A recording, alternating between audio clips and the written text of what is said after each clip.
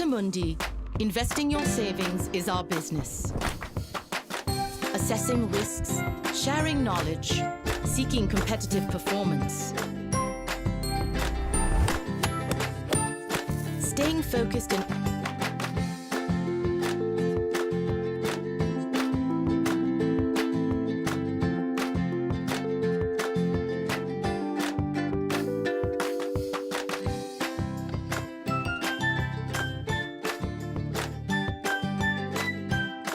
and that's assuming that the losers correct World Test Championship, yeah. But that's assuming that losing the toss has been a disadvantage, that it's meant it was a disadvantage. Well, it gives you the first crack at whatever you'd like to do, so it can only be an advantage because at that time of the day you've got a preference.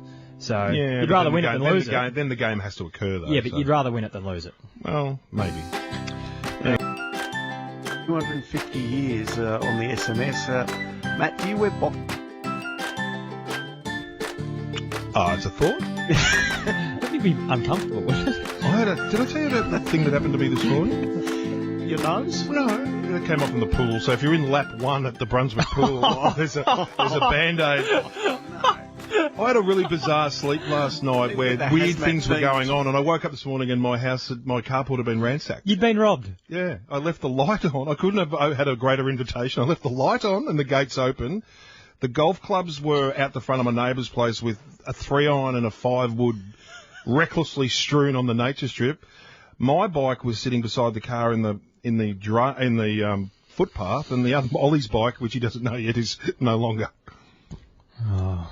That's amazing. So they mustn't have known who lived there when they robbed the place. Well, they got fed up with... I could see what they thought. They put the golf clubs over their shoulder and they realised that they were all right-handers and they're left-handed clubs, so they ditched them. And then my bike's got 2 flat tyres and the chain's not on. So wow, the weird and wonderful world of Matty. How's the Brown Bomber going? When Thursday. The corrective severe surgery. injury during the Warrnambool You'll be Carnival. familiar with this. The facial surgery of the Brown Bomber after it's sliced open during the May Carnival is going to be fixed on Thursday. But I now need a car for 2 weeks because my insurance doesn't allow me But I've got one. Wineshop Dave's wife's going to lend me her car for the second time after the first time resulted in me crashing it about a year ago. And I convinced her that lightning never strikes twice. Borrow my electric scooter if you want. That's an option. That would be a sign. This could be a very interesting Big V today. Enjoy it, James. Thanks, Michael. RSN Racing. It's the home of Victorian racing. Stand by for a start. Whether it's thoroughbred, greyhound or harness racing, RSN Racing supports an industry full of heartwarming stories. Animo holding on, Animo. This time for the big A. Cat 4 is Richard wins. King of Swing fighting though, he's a superstar, a champion pacer.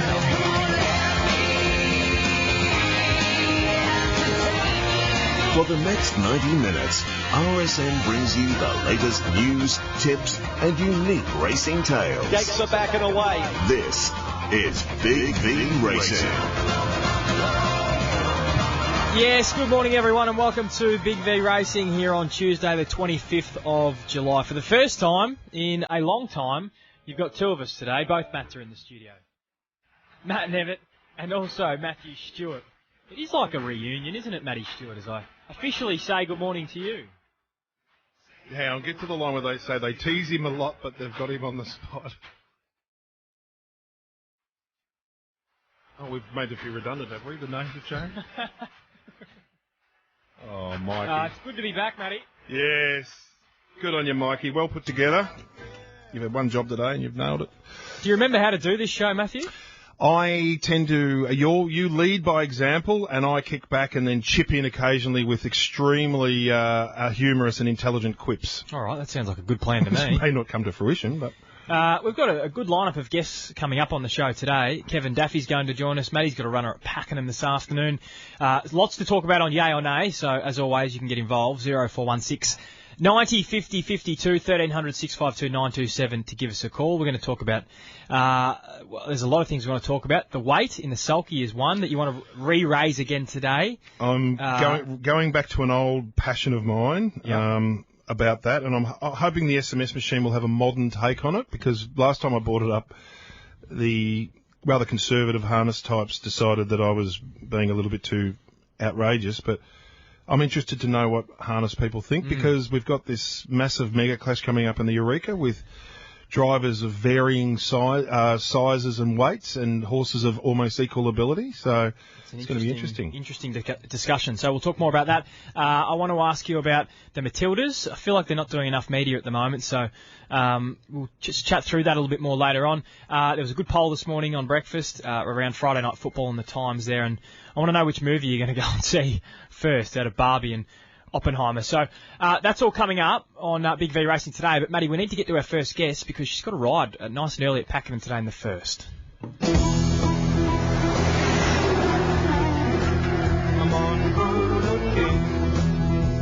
Kind of on the road to Pakenham. I think Amy Herman's already there because she's riding in the first race, which is actually at 12:30 on this Tuesday afternoon. She joins us now on Big V Racing. G'day, Amy. Hi, Matt. How are we? I'm well, thank you. You've done well here. So usually it's an hour before the first that we're not allowed to contact you, but have the stewards made special allowances for you today there? Yes, they've been very grateful and helped me, and I've weighed out, which has been good, but I said I'll hand my phone in to them just after have this little conversation with you. Well, the rules are usually very rigid, Amy, but I reckon when you went in and said, oh, look, do you mind if I'm able to use my phone? They said, under no circumstances, but I'm talking to Matt Nevitt and Matt Stewart, and they said, absolutely, go for your life. Exactly. So, they're very happy when it's not like I'm using my phone to be on the internet. I'm using my phone to have a conversation with you and doing an interview, so it's been helpful. Hey, you've been back in the saddle competitively now for, correct me if I'm wrong, around 9 months or so. I remember talking to you, I think it was either the day after you rode your first race or the day before, late last year. How are you feeling now you've been back for, say, 9 months now? Yeah, I feel really good. Been very lucky and got a lot of support, and I've got some great trainers backing me 100%. So it's great to get back out doing what I love. Is it like falling off a bike? I know the muscles take a long time to come good because they're unusual muscles that you use, but when you get back on, is it like the old analogy of falling off a bike? Your memory just sort of kicks back in? Well, yeah, I got back to riding after 5 months after the accident, and I was happy to get back on the day afterwards. So, yeah, nothing was stopping me, but and I thought I could have got back to racing. Gary Zinnemann passed me probably 6 years ago. I just didn't know moving to Victoria. I definitely should have done that, so. When you got back on a horse in a race, that is, and you started competing again, what came back to you? Did it bring back, the competitive edge in you? Did it make you want to ride more and get more rides each and every day? I noticed when you first started, you were only having small books, but you've been able to expand that in the last few months. Yeah. When you started riding again competitively, how'd you feel? I felt really good. It did take me a little bit to get back in from riding jump outs to trials. It's different to racing. You definitely do a lot more work in a race to them. So I definitely needed my fitness back up there a little bit more. But since I got back, the competitive part never left me, and that's why I played a bit of netball, try and be competitive on the sidelines. But it's been great, and it's just been good that a lot of trainers have been watching and they've seen the effort I'm putting in, so they've been happy to support me as well.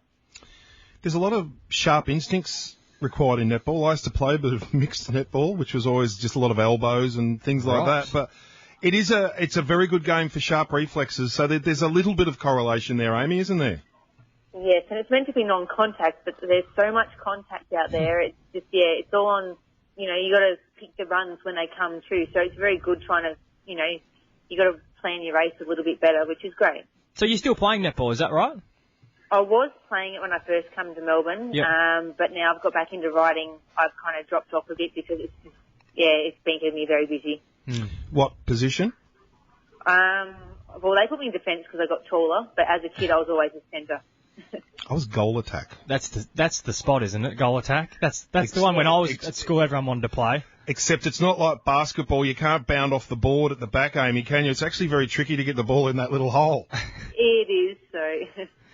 Hey, Amy, have you been watching the Matildas? Have you been following that over the last couple of weeks? No, I haven't. I've been this last couple of weeks been pretty busy. I haven't had much time, so. Hey, just back to the fall, and it's a terrible memory, but it was in a jumps trial at Morfettville. Do you have much recollection? Was there much?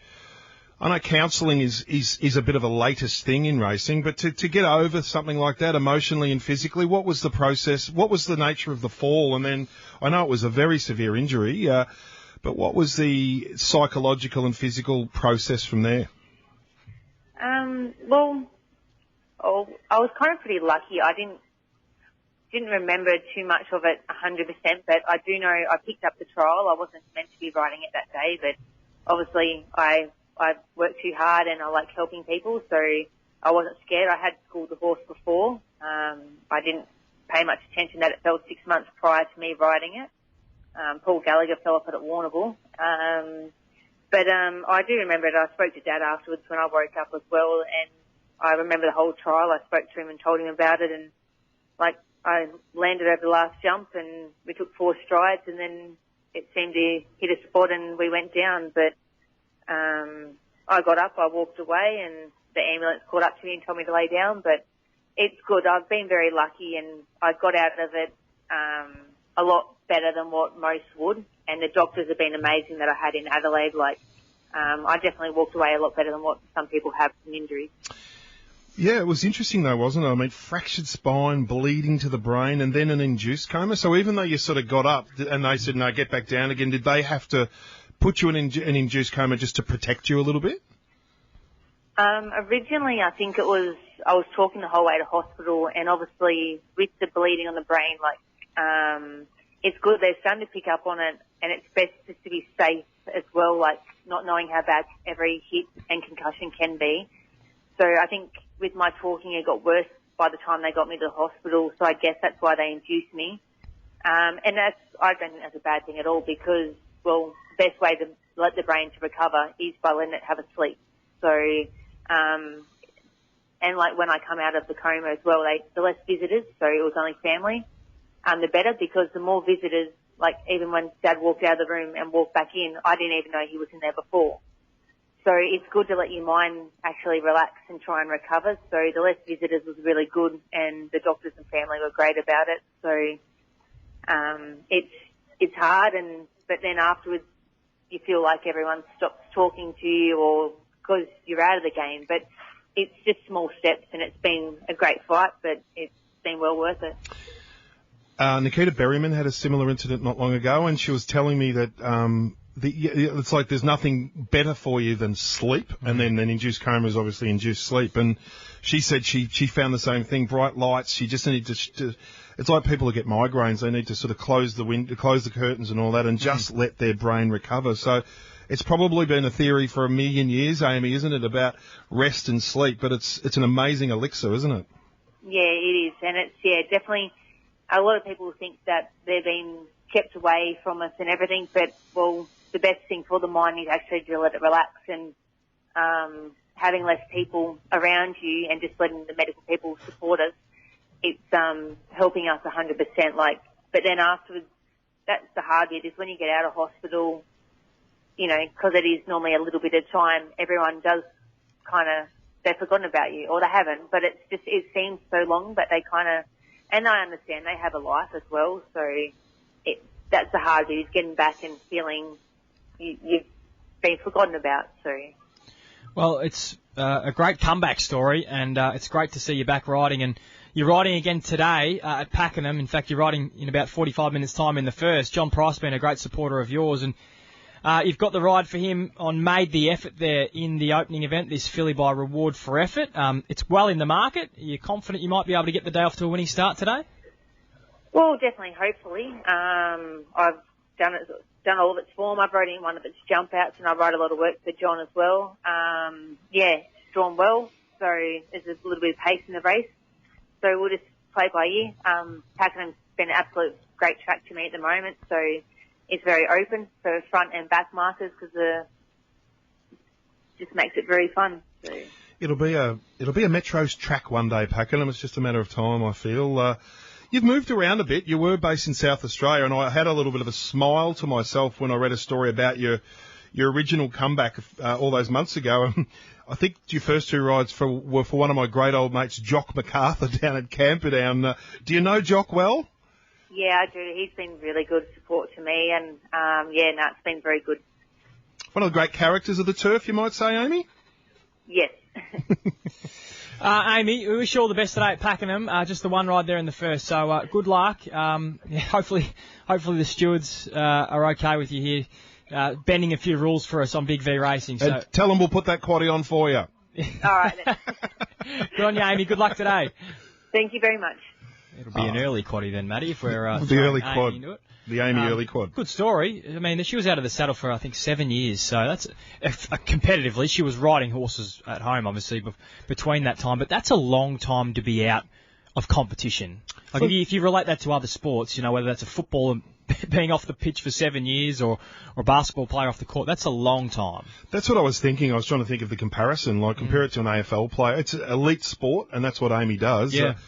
And because you've got to get your eye in, don't you? Like, your body, your eye, your You can't just rock confidence. up and you're there. Yeah, no, absolutely. So she's done an amazing job. That's 2 years is huge in racing to be out, let alone 7. So, Yeah. what odds is her horse? 450. So it's well in the market in the first. Yeah.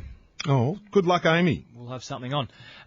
Matty, we might go to a break in a moment. 0416 90 50 52 if you'd like to send either of us a text message. There's a host that have already come through for you, Matty. Surely Matt Stewart can stop sooking over the bloody cricket. No. Piers Morgan's got nothing on His free me. Rosemont merchandise received on the weekend should help his losing bet. Did you get some free merch yesterday? No, Mytho came in wearing the lumberjack version of the Rosemont jacket. There's so many different styles of Rosemont jacket, and Yes. he promised he may bring a collection of items in the XXL to XXXL size next week. Okay. So that eliminates you and Mikey. Yeah, that's all right. Plays my I don't way. work Mondays, so. 1300 652 927. Come on and have a yak as well. Absolutely. 11:45. We'll take a break here on Big V Racing. Kevin Duffy's going to join us in a moment as well. He's got one runner at Pakenham today. It's in race 6, Fairy Spirit, lining up. Hopefully, give him his first winner as a trainer. Big V Racing, brought to you by Same Race Multi on the Tab app. Combine multiple runners for bigger odds. What are you really gambling with? Hi, this is Michael Kazilny, founder of MK Law. I've worked in the criminal justice system for over 30 years, and sometimes good people make mistakes. If you or a loved one have received a summons to go to court for any police charges, we can help you, whether it's avoiding a conviction or trying to minimise your licence loss. The team at MK Law will give you excellent and first-class representation to achieve the best possible outcome. MK Law, exceptional legal representation. Call for your free first appointment. 1800 130 120. mklawfirm.com.au. Trainer Patrick Payne was super confident. Is that how we play the day? Yeah, extremely confident with Move for Lex. Patrick joined Friday Form Focus and told us Move for Lex was a good thing at Caulfield. He's really responded to a bit of staying work, so extremely happy with him going this race. Move for Lex, 100 metres to go, well clear. Move for Lex wins it. That's winning punting info. Michael Felgate leads Friday Form Focus. The big look at Saturday's Melbourne Metro meeting. Friday mornings from 9 till 10 on RSN. Racing and Sport. Don't miss out on the $12.55 million Inglis Race Series that can take you to some of the biggest race meetings in Australia, featuring the $1 million Pink Bonus and the new $5 million Extra Bonus Series. Entries close July 31 at inglis.com.au. Take crispy bacon and juicy 100% Aussie Angus and layer it with spicy sticky barbecue sauce, and you've got the new spicy sticky barbecue Angus at Macca's. It's a great day to be hungry. Available after 10:30 a.m. for a limited time. Big V Racing, brought to you by Same Race Multi on the Tab app. Combine multiple runners for bigger odds. What are you really gambling with? Thoroughbreds, greyhounds and harness racing. It's all on Big V Racing. Big V Racing. Well, welcome back to the program. You're with Matt Nevin and Matt Stewart on this Tuesday morning. 0416 90 50 52 to send us a text message. And we'll just give a shout out as well to young Freddie Kersley Jr., who's turning 24 today. We know he's a great friend of the show, and he's probably listening, driving his Mercedes around somewhere at the moment. So yeah, he's RSN's Fred Kersley, really. Yeah, and he really emphasised the fact that he drives a Merc the time that he came on with us, Matt. So, he's got about 8 sausage dogs as well, remember? Does he 8? Oh, 3. Yeah, okay. Yeah, I'm prone to slight exaggeration. Interesting little story that popped up yesterday on RaceNet about Belinda Wright, the apprentice, and she's received a hefty penalty from the VRT for falsifying medical documents at the VRT. She pleaded guilty to forging a doctor's signature in paperwork she submitted in support of an application for a jockey's licence last October. And I'm just trying to work out what the actual penalty... 12-month disqualification. That's a big blow. So she's had a crack at the signature. Oof. Yeah, which is hard to do because doctors have the worst handwriting. Because my dad, it's a long-standing understanding that doctors have the most what's the word, Mike? Unreadable handwriting and signatures. My old man's signature was just a squiggle. So sadly, Belinda couldn't perfect the squiggle, and that's a blow. And she's copped a major disqualification. One thing I want to add to the topics today too is. The transparency of revealing what seemed to be innocuous positive swabs in stables, whether the transparency should only extend to making it publicly known once the adjudication of the offence has been made, because you're still telling the story, but you're just telling it when the adjudication is made and the not penalty's handed down. When the penalty or a judgment's made, there may not be a penalty. Yeah, okay. Just stop this thing where it's like they're hanging over the heads of trainers like this. Well, we've had two in the last 2 weeks on our racing station. The industry website.com has done the Moody one, the Gerald Egan one.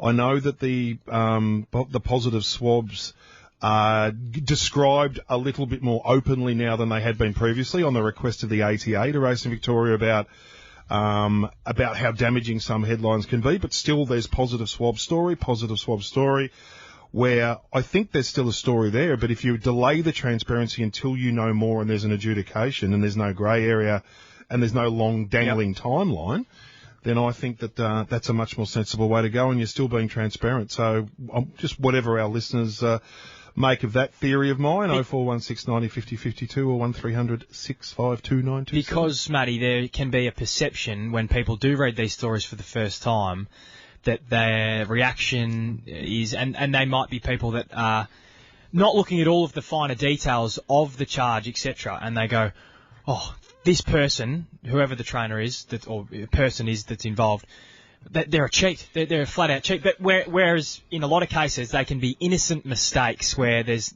no intention to actually breach any rules. It's just human error. It's a pub test too. Like if I go down to the front bar at the Royal Oak and all the punters down there, enough of them are going to be going, hey, what about Moody? Got a positive? Or what about Gerald Egan? It's just because it's a sensitive area and open to interpretation for a lot of people, and a lot of people want to think the worst. You have to factor that in with how you deliver this information. Yeah, absolutely. Kevin Duffy's taking a horse to Pakenham this afternoon, Matty, and if it wins, it'll be his first win as a trainer. The horse I speak of is called Fairy Spirit, goes around in race 6. Carleen Heffel, your favourite jockey, will ride, Matty. And Kevin joins us now on the line. G'day, Kev. G'day, Matty. How are you, boys? I'm well, thank you, mate. Are you confident you can go there and get the monkey off the back and get your first winner? Oh, look, we're never confident, but going there trying our hardest, no doubt. There's a lot of, family legacy to uphold here, Kev. No, there is. There's a bit of pressure. Yes, no. It'd be nice to get a win, but it's always very, very hard. Tell us about Fairy Spirit. Yeah, he's a horse that I've got recently I was with John Sadler, and he'd shown quite a bit of promise early doors, but unfortunately he had some wind issues, which he had an operation, and he's come back this preparation from that, and it's just taking him a bit of time to I think recover from it and get over it.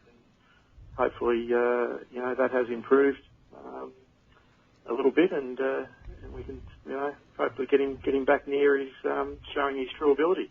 Tell us a little bit about your story in the game as well, Kev. You've only had your licence for in fact, how long have you had your licence for?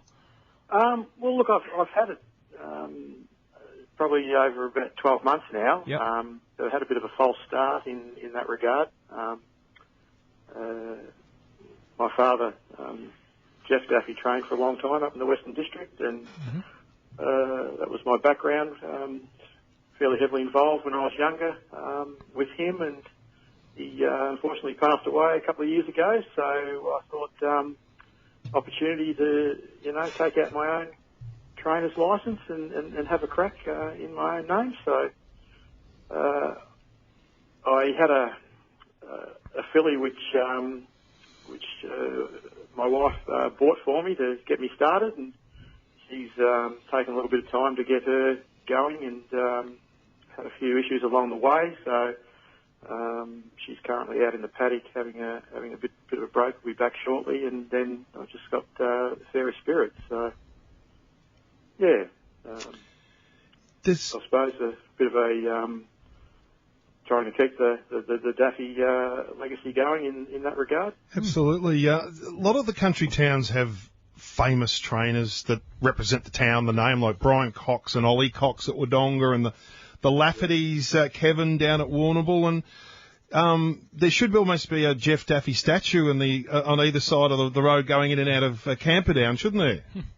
Well, there should be. He managed to win the local cup 6 times, so I've got a few to catch up on him yet. That would be an ideal race that I'd always love to win too, but I think he's got my measure on that. I think I've left my run a bit too late. Well, Jim Houlihan didn't start till he was 60, so... Well, no, exactly. No, I think he was in his late 50s, so that's when I'm on the wrong side of 50. But I thought, well, if Jim could do it, so could I. So, yeah, I've come to it, I suppose, a little bit now later in life in my own right. And, yeah, just want to have a bit of fun and enjoyment, in what's a great industry. One of the great stories of Camperdown is the historic grandstand, and I was a little bit, not involved, but aware of what was going on a few years ago with major efforts. There was a coffee table book presented on. I'm not sure whether you had any involvement or not, and if you did, forgive me for forgetting, but the efforts to save that amazing old grandstand, and it sat idle for so long, and it was out of bounds, and then the resurrection occurred. I mean, I know it doesn't sound like much, but how big a deal was the heritage status of that famous old grandstand down there? Oh, look, it was a huge deal. It's the most magnificent structure, which was built back in the late 1800s, and probably one of the best examples of that type of architecture, in Australia. And for a small town, it was an amazing building, which unfortunately had been a little bit neglected, and there was actually a demolition sticker was put on it to actually tear it down, and then that must have inspired some emotion in the town and some action. Oh, look, it definitely did, and so particularly my brothers were very heavily involved, and was Dad in trying to get that sticker removed, and to be able to get funding to bring the grandstand back to its former glory, which there was tremendous effort over a long period of time through a lot of people, a lot of local people, and also some tremendous support too from Heritage Victoria and from the state government, which enabled the grandstand to be brought back to workable order, and now sort of stands in place for another 100 years. So yeah, it was a big effort, and I think Matt has said the Camperdown and its coffee table book was a part of that. And that was produced by my family, and also a friend of my brother's, Adam Testro, was involved in putting that together, and it's a tremendous legacy that's now still standing for many generations, we hope. Well, let's hope the Daffy legacy continues in your name as well as a trainer, Kev. Yes. And hopefully you can, if it's not today, I'm sure it won't be too far away, this first winner as a trainer. Just final word. Should we have a little play there today, each way? Oh, look, I think each way. It's a small field, but it's a hard enough race. I think the horse of Stokes's goes goes well. Big Dick Whittakin, and also there's another horse in the race, a friend of mine who's got a share in my other horse, the Baylesses, Rick and Brett. They've got a share in Mevius, he's a synthetic truck specialist, so he's coming down from Ballarat as well. So there's a couple of good chances in there. Hey, just one more before we do let you go. Just the community attachment to the racetracks down in the Western Districts. A friend of mine, Bernadette, she had a fair bit to do with, they're all unpaid people, and to do with the, I think it was Mortlake and maybe a little bit of Camperdown, but certainly Mortlake. We hear a lot about Warrnambool, but then Terang and there's so many tracks down that way, Colac and so on. But Camperdown, I think maybe because of the spectre of that old grandstand, but has always been seen by me as a town that still revolves around the racetrack to some degree more than most. Is that accurate? Is Camperdown? Can you feel the racing in Camperdown in the town? Oh, look, very, very much so, Matty, and I think it's probably a lot of history that sort of stems back to our forefathers, and there's a tremendous amount of history through the district, stemming from, the manifolds, with the Toolin property, the MacArthurs, Meningort and the Churnsides. And the Meningort Cup. Did you ever attend a Meningort Cup? Yes, I did. I was lucky enough to, many occasions, so yes. The only insistence with the jockeys were drunk, and then it got so big the stewards got hold of it, and the stewards called it off because the jockeys were all drunk. That's correct. No, it did. It was far too successful for its own good, unfortunately, but it was always a great day. But yeah, that history is just entrenched in the community, and even in the face of a lot of challenges that small country tracks face, and look, that was probably also one of the reasons when Dad passed, I was actually even thinking of going back to Camperdown and training from up there. Dad had spent 50 years building infrastructure and having a lot of stuff in place, but it was still a difficult task with the facilities there.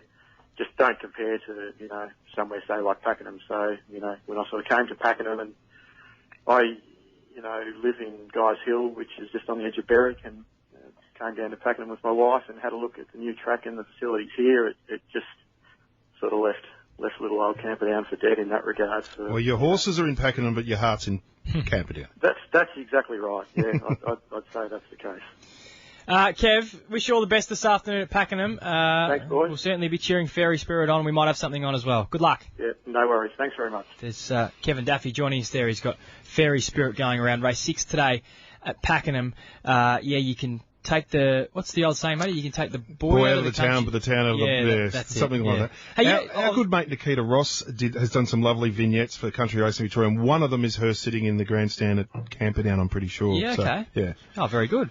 Hey, was it last week or the week before we were talking about how sometimes the universe works in funny ways when it comes to horses and they win, and anyway, there can be weird. It reminded me when we had Jock MacArthur on that time. Do you remember that horse won? Yes, at like 50 to 1 or something. Yeah. Do you remember when I had Aaron Kekmaz on a couple of weeks ago? 70 to 1.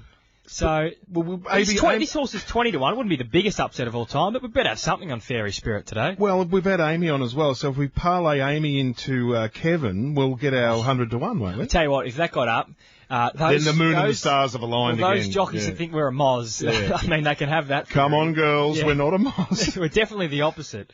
Did you get Celine Gaudray on in my absence? I may have got the Celine Machine on last week. Celine Machine, come on. She didn't ride a winner, though, so I don't know how that fits. Oh, that's all over. I don't think we're going to be getting her this week. All right, let's go to the break here on Big V Racing. Yay or nay's coming up on the other side. There's a little bit we want to get through. This conversation, Matty, around harness drivers and their weights. There's a couple of SMSs here that I will get to, and I want to open that Pandora's box up again on the other side of this. All that, whole heap more coming up on the Big V. Big V Racing, brought to you by Same Race Multi on the Tab app. Combine multiple runners for bigger odds. What are you really gambling with? Here's where to see greyhound racing live and free on the Watchdog app. Watchdog is the home of everything Victorian greyhound racing. News, form, black bookers, replays and live race vision. You'll see every Victorian greyhound race live and free. Get the Watchdog app now and be ready for premier racing Thursday nights at Sandown Park, Saturday nights at the Meadows, and for the Country Cups sent away in racing. The Watchdog app from Greyhound Racing Victoria. Free at your app store. Are you a better than your betsies? With Bet's Friends on the Tab app, you can share your bet, and your friends can copy your bet. It's everyone's best bet yet.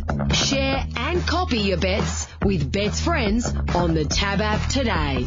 Tab, we're on. Not available to SA account holders. Available on the Tab app. T's and C's apply. What's gambling really costing you? For free and confidential support, visit gamblinghelponline.org.au. Raging good looks, star-studded pedigree, bullish performance. Former star juvenile Raging Bull returns to Lower Long Farms in 2023. This imposing sire is already enjoying stud success from limited opportunities. Wild West, the Western Australian Pacing Cup champion, is among his significant winners. Breed your mare to Raging Bull this season, and the foal conceived will be eligible to race for the Lower Long Farms Vic Bred 2-year-old bonus worth $100,000. Get in early to this exciting young sire. Book your mare to Raging Bull at Lower Long Farms, where quality is our priority. See the Stallions news and more at nrequine.com.au. To hear all of today's Australian racing, listen to RSN Extra on digital radio in Melbourne, on the RSN app, and streaming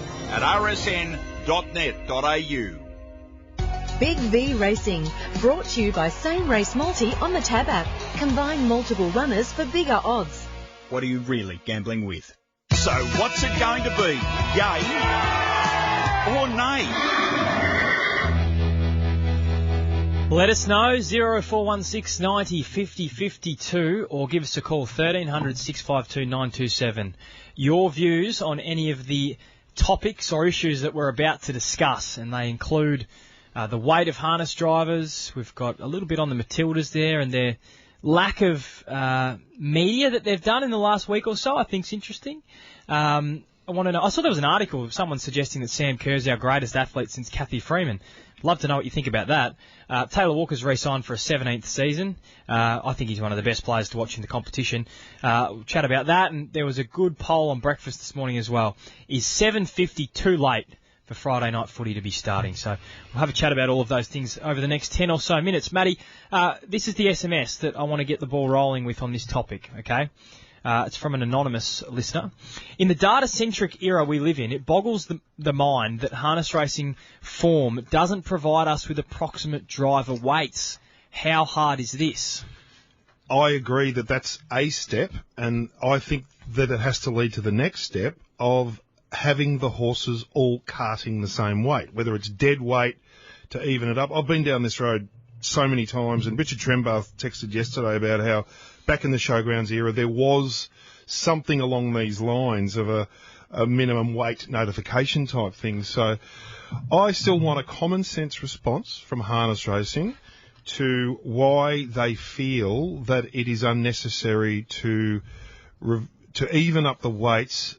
Most of them concede it makes a difference. John Justice, or it might have been Lance or John, was huge on this. During the Kimmer Frenning era, Kate Gath, all this sort of stuff, they knew that these girls were getting a massive advantage because they were carting less bricks in the wheelbarrow. Simple as that. So, and it made me think about it again when I was thinking of these amazing clashes coming up between Leap to Fame, Catch a Wave, Perfect Storm. Is it called a Perfect Storm? The Lost Storm. The Lost Storm. Well, you know, half brother to the Perfect Storm. And so on, that if it's an elite competition of the mega best and there's not much between them, yet there might be 15 kilos between the drivers, how can you, in a professional sense, continue to accept that weights matter but you're not going to do anything about it?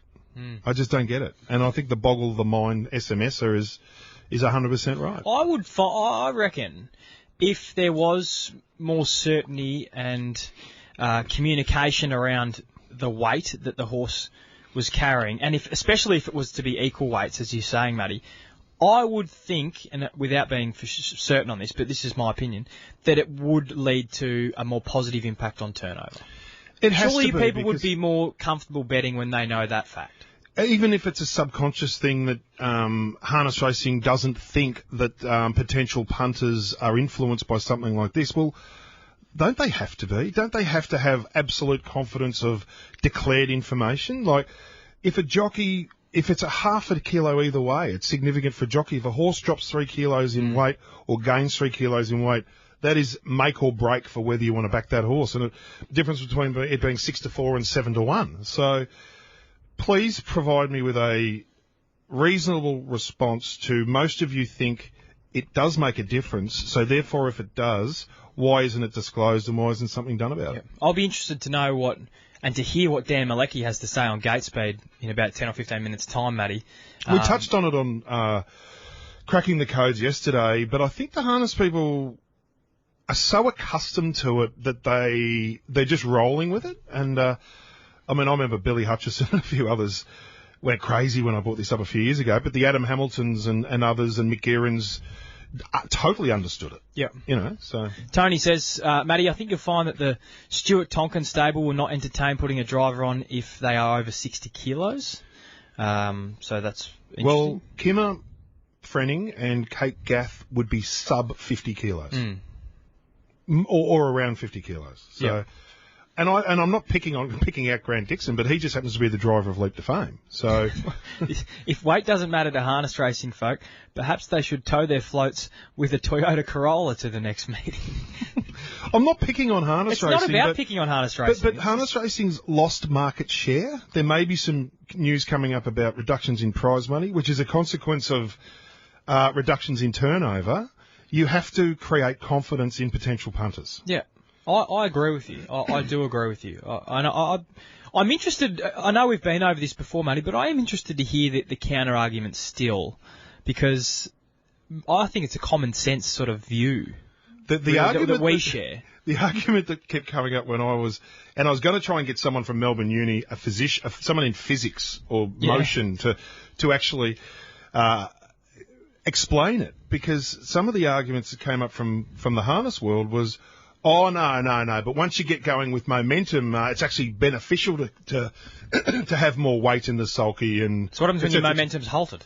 Yeah, and I said, well, prove it. And they said, well, there was a test done in the United States. I examined the test. The test was from a mob that was making sulkies that were trying to promote their sulkies. So provide some scientific evidence that it evens itself out or it doesn't matter, and then I'll completely drop off. So that argument...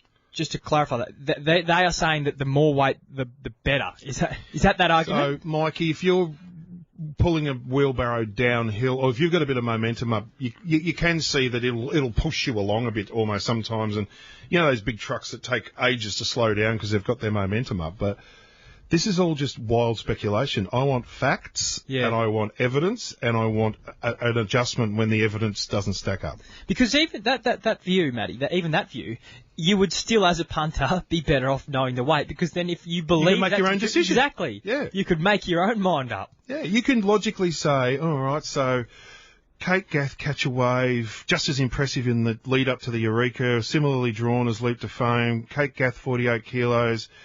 so Catch a Wave, and then Leap to Fame, Grant Dixon, whatever weight Grant Dixon is, which is considerably more than Kate Gath.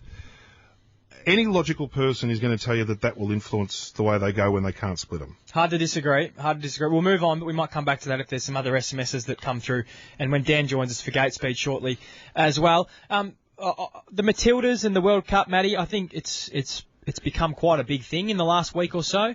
The build-up, certainly to the first game, which was thrown a curveball with Sam Kerr's calf injury. But one thing I found a little bit disappointing is the lack of media that the Matildas players and staff have done over the last couple of weeks. This is a massive opportunity for them and for the sport of soccer in this country, especially women's soccer.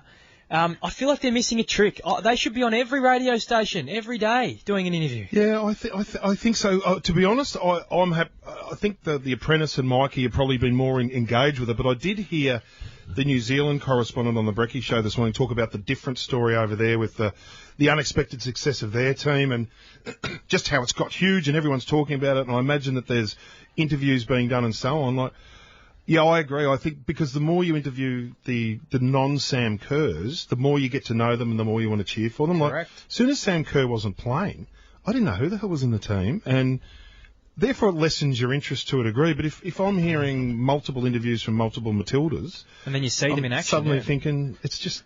So, guys, has it been have they been under available or something? The team. I don't know the reason of why you can't speak to them or why they don't do much media. I find it fascinating that Sam Kerr, who I think would make about $1 million from endorsements, her Chelsea contract with the Chelsea Football Club, if she did more media, she would make probably more than double that per year. So I find it confusing. Maybe she doesn't like it. Fair enough, but are they hard to get to through the club? I wouldn't have thought so. I'm not sure why the rest of the Matildas do. We had on our show, Good Sports, on Sunday morning, Kate McShay, who used to play for the Matildas, capped Australia 71 times. She was fantastic. But the current day Matildas, I'm not sure why they don't do more media. I can't answer that. Yeah, we had Tamika Yallop on the show, who's a veteran of the Matildas, and that was prior to their campaign. Was that on Breakfast? Yeah, that was on Breakfast. Had they locked them down through the campaign? I think so. I think that's the main thing. There's obviously a big focus on the game, but at the same time... They don't have the luxury to do that. No. They're an entity that needs support. I don't think they've got the luxury to have that mentality. Yeah, and I think doing media it's an obligation as a professional athlete. I think, especially when we've got a World Cup in our home country, Australia and New Zealand, there's definitely an obligation to be participating in media often. Obviously not at the expense of your performance, but yeah, it's definitely questionable. No, it wouldn't be hard, a couple of interviews a week on different stations. I don't think we're asking for too much, and really, at the end of the day, it'd be helping your own sport. And I think while the opportunity is there in your own country with one of the biggest sporting events in the world, why not capitalise on it? Couldn't they? Some of them or most of them might embrace the opportunity. They might think, "Wow, now I'm getting interviewed and I'm playing." And the hype. This is as hyped as it's going to be for a long time for Matilda. So the opportunity is right exactly now. Right. If they can ride that wave right now, it could pay off in the long term for each player that's a part of that side. All right, Matty, what's the SMS family saying? There's a lot of SMSs here on the weight of harness drivers. More weight could help downhill, but how many downhill straight harness racing tracks are there? I think that's tongue-in-cheek. What do we got here? Nick K says, "Hi guys, I've been a harness punter for years. Weight of drivers have never prevented me from having a bet. I doubt anyone has.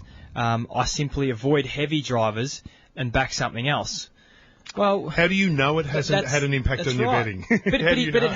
But he's saying weight of drivers has never prevented me from having a bet. I simply avoid heavy drivers. Well, that's the information that we think should be transparent. But he seems to know who the heavy drivers are, but it's not publicised. He might know by being a regular and knowing them and that. But if I'm sitting at home betting on the couch, I'm not looking at them so intently to see if they've got a muffin top hanging over their belt, to see how much they weigh. Did you say that was Nick Kay? Sorry to interrupt. Nick Cave it was, yeah. Nick Kay. Nick Kay, the Australian boomer? See if he's listening. It was just 1K. There was no. I thought it was Nick Cave from the bad seeds. Pete from Croydon says, "Agree completely regarding weights in harness racing. Less weight would seriously affect speed out of gates, which, as we know, is the most important part of the race." Good text. Correct. Len says, "Matt, late 50s and early 60s had minimum weight of 10 stone 10. I remember drivers weighing in at Shepparton. Gordon Rothicker was naturally over, and someone else was also way over." These were big men. I got a guy I've known all my life called Mark Shelley, who's a real estate agent in Bacchus Marsh, who used to be a harness driver. He would be 110 kilos. Wow. They have got more professionally in the alignment of the weights because Gavin Lang, Mark Pitt, all these, the variation in weight between them is not as extreme as it was, but still, there's no coincidence other than the fact that they're really good drivers and sports people that the success of the female drivers is in a large part because they have an advantage. Johnny the driver in Ballarat, I hope he's used Siri to send this text, says, "Read the back page of every international paper. All Women's World Cup. Huge in Europe, South America, USA, everywhere. We are missing a massive opportunity again. Same as women in racing. Thanks for that, Johnny. This one on Mario Kart. Donkey Kong goes faster than Toad, but Toad accelerates quicker. Yeah, no, I think that's a reasonable argument. No, I've got beaten by Donkey Kong again. Saturday night, Leap to Fame carried a flat tyre the last 600 metres with Dixon leaning to the right to keep the weight off the left tyre. You reckon no difference, Mark of Mooney Ponds? Don't know. What's he saying? I think he's saying that there is. It does make a difference, doesn't Of course. Yeah. Anyway, it's got people talking. We'll talk to Dan more about that in a moment. Just before we go to the break, Matty, are you going to go and watch any of these two big movies that are out? I'll watch Barbie for the obvious reasons. There's two reasons. What are they? Margot and Robbie. And I really don't know how Oppenheimer ends. Don't spoil it for me, Apprentice. My son Ollie, who has a similar attention span to me, went and saw it at the drive-in at Dramana. Yep. He said, it's pretty long. I've never been to a drive-in cinema. Dramana is the only one that still exists. Yeah. No, there's one in Coburg. And Coburg. Are they good? Are they worthwhile? They're fun. Not for a movie like Oppenheimer. You don't want to be sitting in the car for 3 hours. Is the sound okay? Yeah, it comes through the radio. You have it on the radio. Is that how it works now? Yeah. In the old days, you used to Comes through your car. Yeah. Well, we used to go as a family. Do you have to have the car on? Just you get a flat back. I'll tell you a drive-in drive-in story. When I was about 12, Dad took me. We were down at Port Fairy. Dad took me to the Warrnambool Drive-In to see the Jaws 1, Jaws 2 double feature, and it affected for 25 years afterwards. I refused to go over waist deep in the ocean. Wouldn't even go in the family pool unless someone else was in there, because God would put one in there.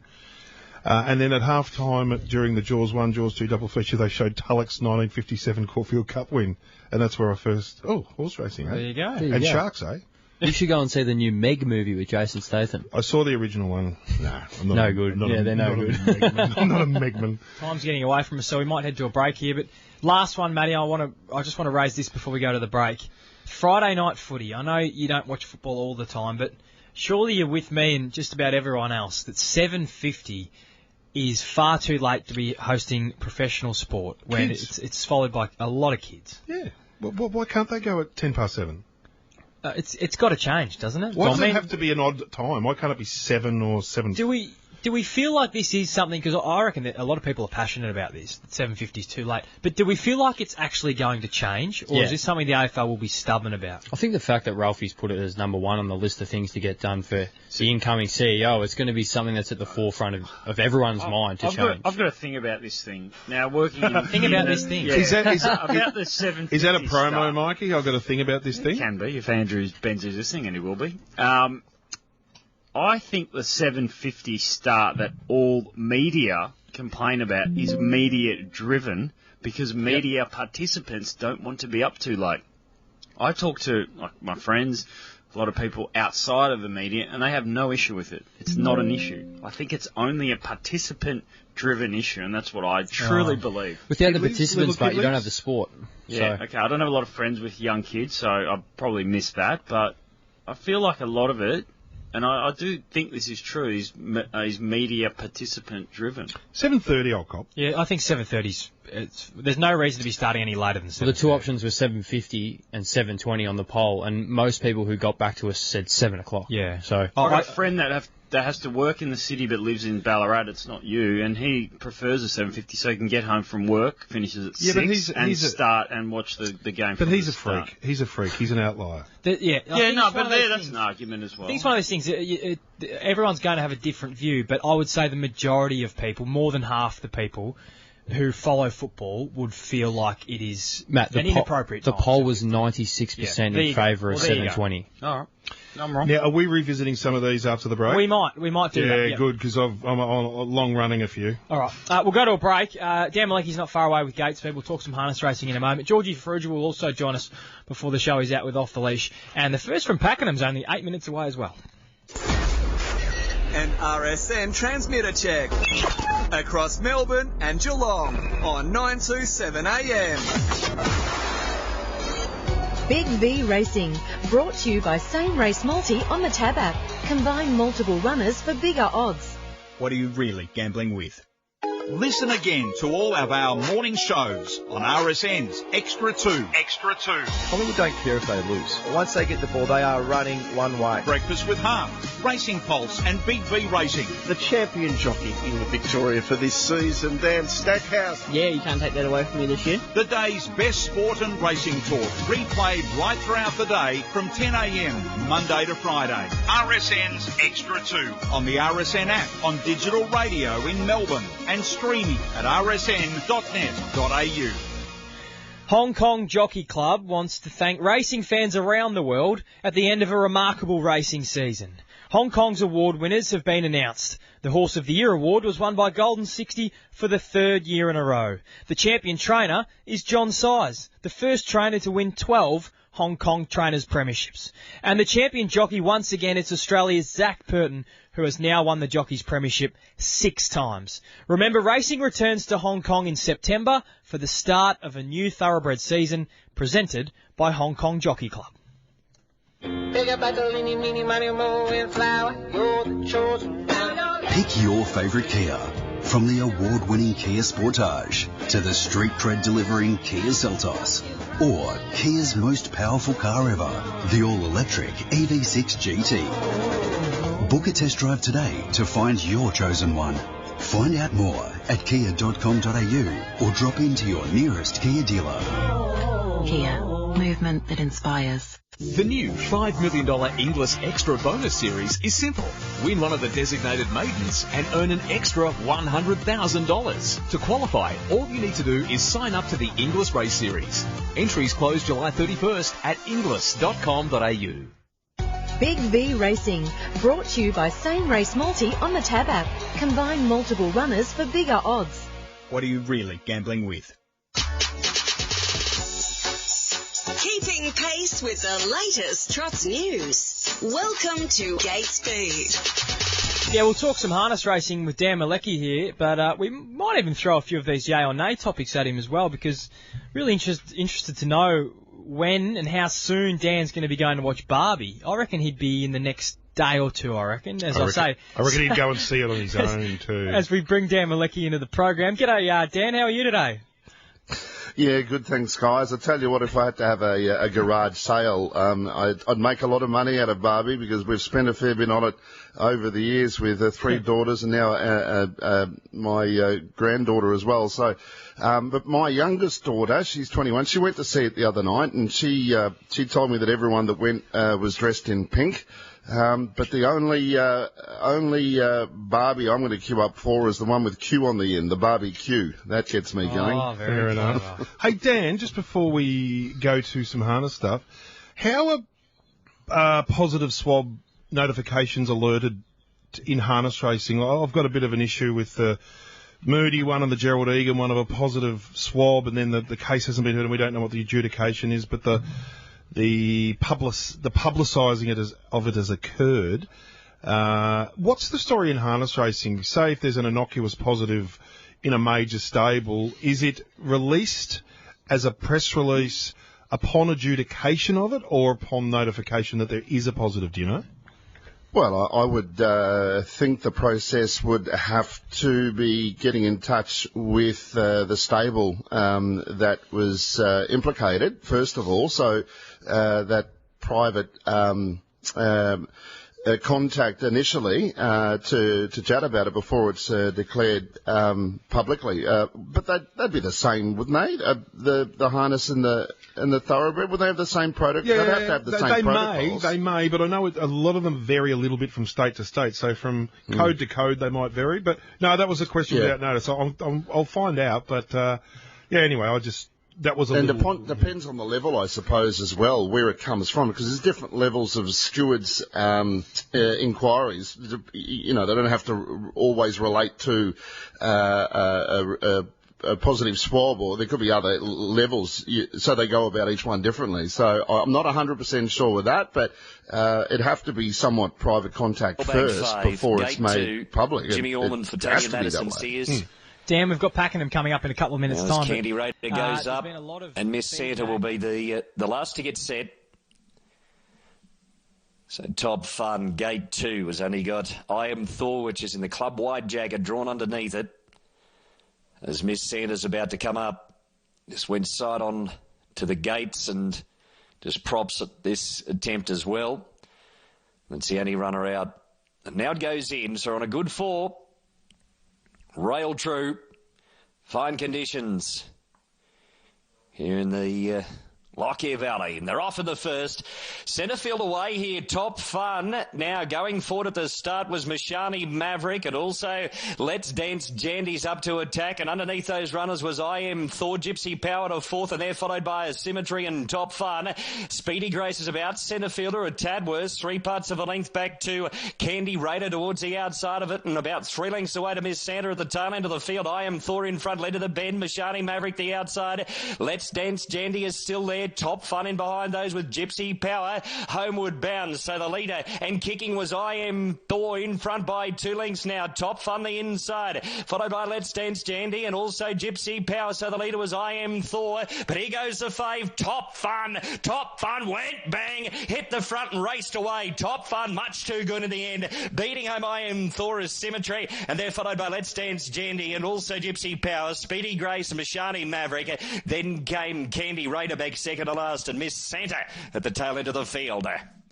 Jimmy Orman rakes one back on Aaron Bullock to reduce the margin to 1.5 wins in the Australian Jockeys Premiership, with a win in the first aboard Top Fun, and it pays 180 UTAB, New South Wales $2 Super Tab. 1 beats 4. 11 was called home for third there, and that's a Symmetry, and that should be the number getting third. It should be 1, 4 and 11. Just looking at this studio, it's close. Just didn't get the one on the inside, but it probably gets at 11, but we'll just wait for that to be rubber stamped by the judge. Pakenham and the first of 9 on the all. There at Pakenham, Adam Olzanski is calling the action. Favourite here in race 1 is the 3, Gelpedo, and we're cheering on the 8 here, Matty, because our girl Amy Herman rides, who was on about an hour ago with us, and she rides Made the Effort here in the first. Let's go to Adam. Now, I think he might be the last one. Can't see behind the gates here with the infield big screen, but it looks like he might be the last one, Son of Zorro, when they get him up. But at the moment he's prancing around and backing away, but they've tricked him and put him into the gates. So Son of Zorro moves in. Lachlan King about to climb back on board. And just when I thought it was the last one, here's Gelpedo coming into view. So Gelpedo walking in.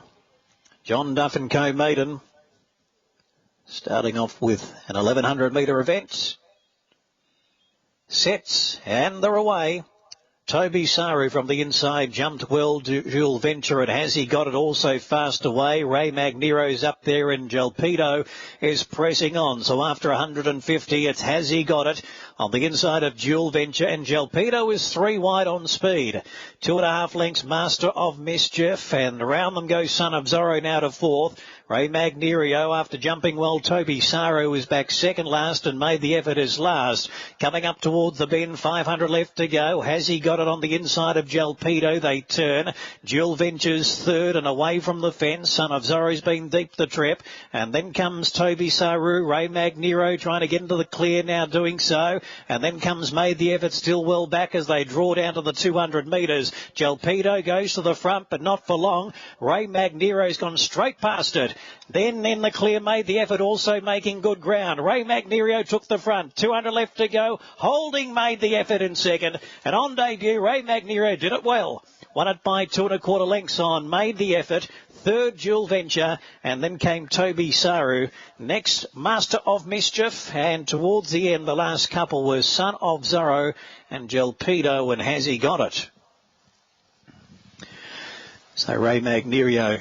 5, 8 and 1 there at Pakenham for the first. The 5, Ray Magnerio at $3.60, $1.40 defeats the 8, Made the Effort, who put in a very brave effort there and ran second, pays $2. and the 1 dual venture grabbed third at $2.10. So 5, 8 and 1 were the first 3 over the line there at Pakenham. I know Amy Herman ran second, and we were cheering her home. But great to see Logan McNeil get a winner. He's heavy. He's a heavy kid. He's Jai's little brother. He's a great guy. He's always going to battle weight, and that was a good little, not a little feather in the cap for him there. Absolutely. So Logan McNeil grabs the first winner of the day there at Pakenham. 5, 8, 1 the numbers. 5, 8, 1 and 7. Quinella pays $10. Exacta $16.30. Trifecta $95.70, and we await the first 4.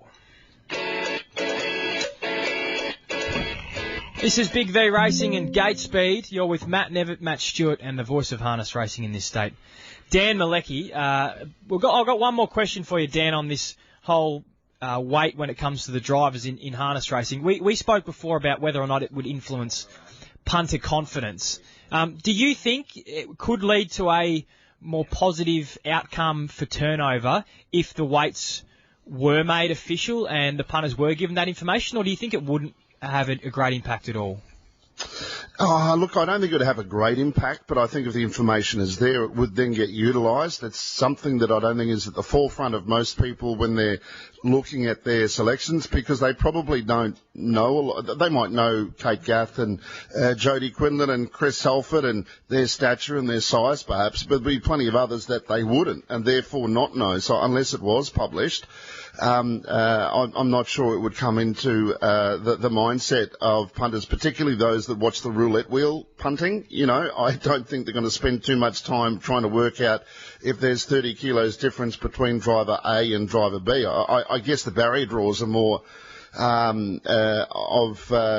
of importance in trying to find the winner. Maybe this show, instead of gate speed, it should be called weight speed. Well, I just think for future generations of potential harness punters, as we get more data dependent and knowledgeable in other sports, it's going to become more and more glaring as time goes on, and I think over time it will become more and more glaring. There's no doubt. Mm.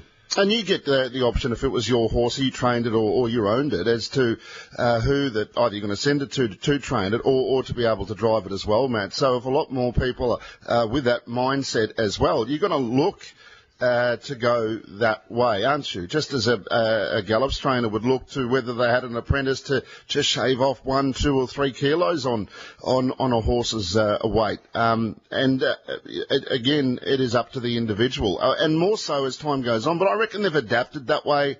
Matt, you look at your earlier time in harness racing, you had a good enough connection with it, and probably if you had to look at maybe the average weight now of the drivers, it would have to be far less than what it was 30 years ago. No, that's right, because 30 years ago the weight discrepancy could have been 40 kilograms or 30 kilograms, like the Mark Shelleys and the Gordon Rothikers and so on. But now it may well be 10 to 12 kilos, but still 10 to 12 kilos. You know, so look, it is a bugbear of mine because I know it matters and I know how sensitive an issue it is in other sports, split seconds, grams of weight, and I don't understand how harness racing seems to feel that it's got an exclusion from that type of assessment regarding weight. But anyway. Yeah, maybe it's more the individual. And speaking of 10 or 12 kilos, it was fantastic to see Ricky De Bono win yesterday, his second ride back, guest on Cracking the Codes. It was last week or the week before, but how about this for his weekend? He saddled up a runner at the Geelong Trots on Friday night. He schooled, his galloper, Savvy Valentino, who's been going fantastic. He schooled it over jumps on the Saturday, goes to work because he's a farrier, shoes some horses. Did the same on Monday before heading off to Ballarat and riding a winner. And he's for his good mate Ash Wharton, who Ash has actually driven a couple of winners for him as an owner. So he's reciprocated. I think it's a fantastic effort after more than 12 and a half years out of the saddle. So I thought that was well worth a mention today. That's what you call an all-rounder. Like 200 years ago when everyone did a bit of everything. Yeah. Ricky De Bono's like someone from the 1870s. There's nothing he can't do, you know? Unlike those men like us of today, Dan, who struggle with one skill. Hey, Dan, the racing over the weekend, if we wind the clock back to Friday and you had have told us that Catch a Wave and also Leap to Fame would be rolled, probably wouldn't have believed you if I told you that a couple of days ago. Maybe not. The one thing we did bring up the other day was that their main dangers are going to be their older half-brothers. But and even on top of what we brought up within conversation, to think that would come to fruition as longer price runners. I mean, Swayze was second favourite, Buckian was second favourite. But what do they say? The only two certain things in life are death and taxes. They're certainly not $1.04 shots. They lose any admirers in your eyes?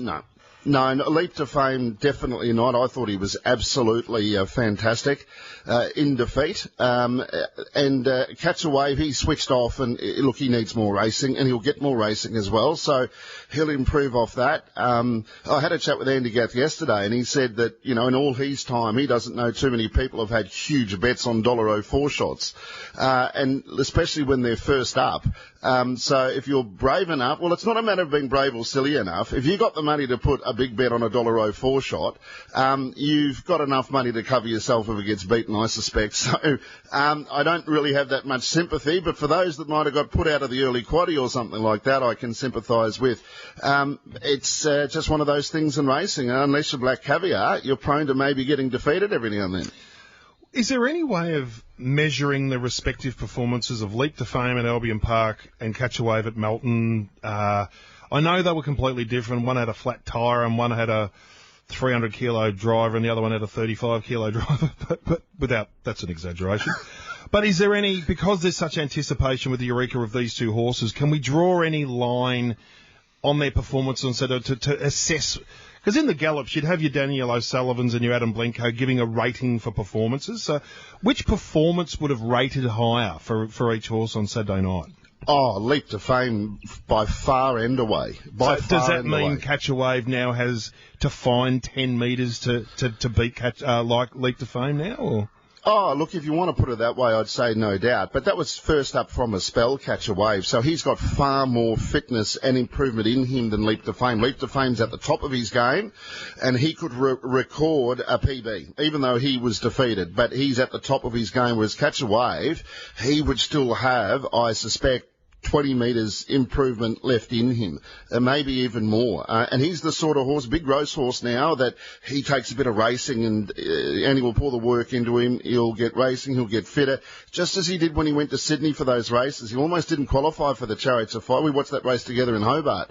And somehow he snuck through. I think he got through by nose. And the next week, different barrier draw, different scenario, experience around the track, and then the course back up in the Miracle Mile. So he'll get better into his prep. So the gap right now on yesterday, if they face the starter tomorrow, the two of them together, Leap to Fame, I'd say, would be $1.20. So that would give you an idea, regardless of barrier draw, of where they would sit. But in a month's time, with a couple more runs under his belt, hard racing, Leap to Fame might still be the favourite, but there's not going to be a lot in it.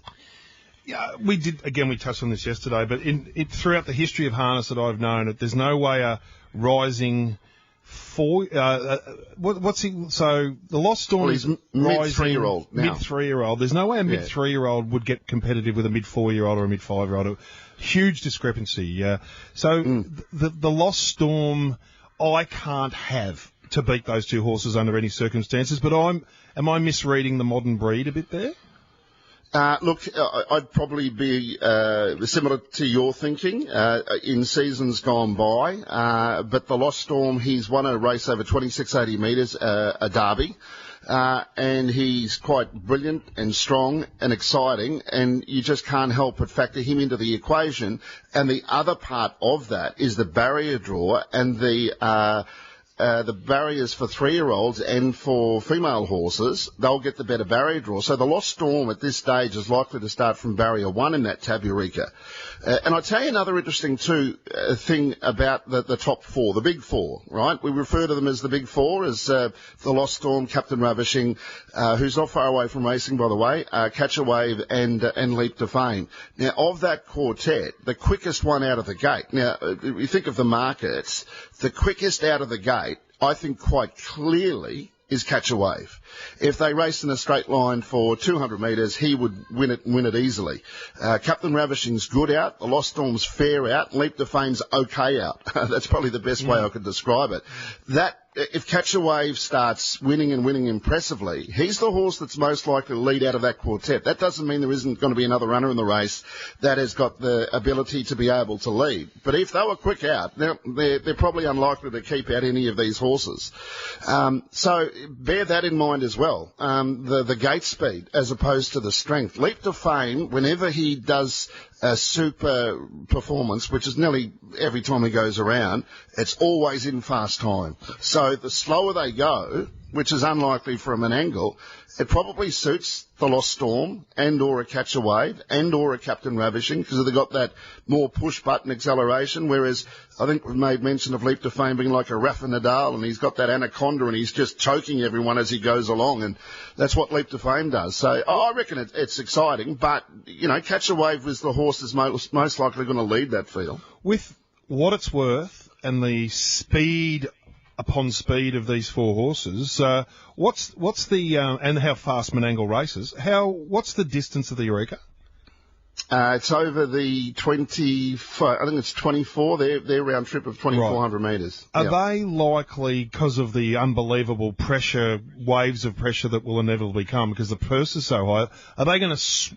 Could they smash some sort of world record for the mile rate in it for the distance? Oh. Actually, that's a good point. I reckon that's a bet type that the Tab could put in there. I think it's going to be a really good chance. They've got to keep running. They're going to be hard fit. No dying wondering in a race like that. I think that's a really good point because Menangle's not really the track that has a lot of classic races over that distance. You'll get your derbies and some good races, but most of their racing's run over the mile. And I tend to think even over half a lap longer, they're going to keep running. And they've got the horses to do it because they're running those sorts of times now. You only have to look at what Leap to Fame and even the Lost Storm as a 3-year-old did the other night, sub 154 for his last mile. And he's still got improvement in him. Menangle's a quicker track. You can take another couple of seconds off there. So they could just do extraordinary things. Another reason why I wouldn't be losing faith in what the Lost Storm could maybe do in the Eureka is that the camp themselves, the Stuart Tonkin camp, are very confident that he'll be able to measure up, and that's got alarm bells ringing for me. If they're confident that he can measure up, well then I certainly won't be doubting what they might be able to do with him. They won't be doing Captain Ravishing any favours, I wouldn't imagine, Dan. Oh, well, I think the prize money purses for every position are significant enough that you just worry about your own horse. And they've got a good horse to worry about. They all have. But Barrier 1 is the most likely scenario. Unless something transpires with a 3-year-old that comes through as one of the late, to gain a late slot, the Lost Storm's going to get a really good barrier draw. And I would think he would have enough gate speed where he'd be leaders back, and that could be a Catch a Wave. It's funny, here's a race 6-7 weeks out, and we're already talking about the race map, and we don't know half of the field just about. But I'd say that'd be a likely scenario, and an obvious scenario for many people that are looking at race shape, even this far out, if they're trying to deduce and get a little bit of value about some other runners in the race. So $2 Leap to Fame right now. I can't see him getting much shorter than that. So there's got to be some value in his rivals just now anyway. What do we got to look forward to this weekend, Dan?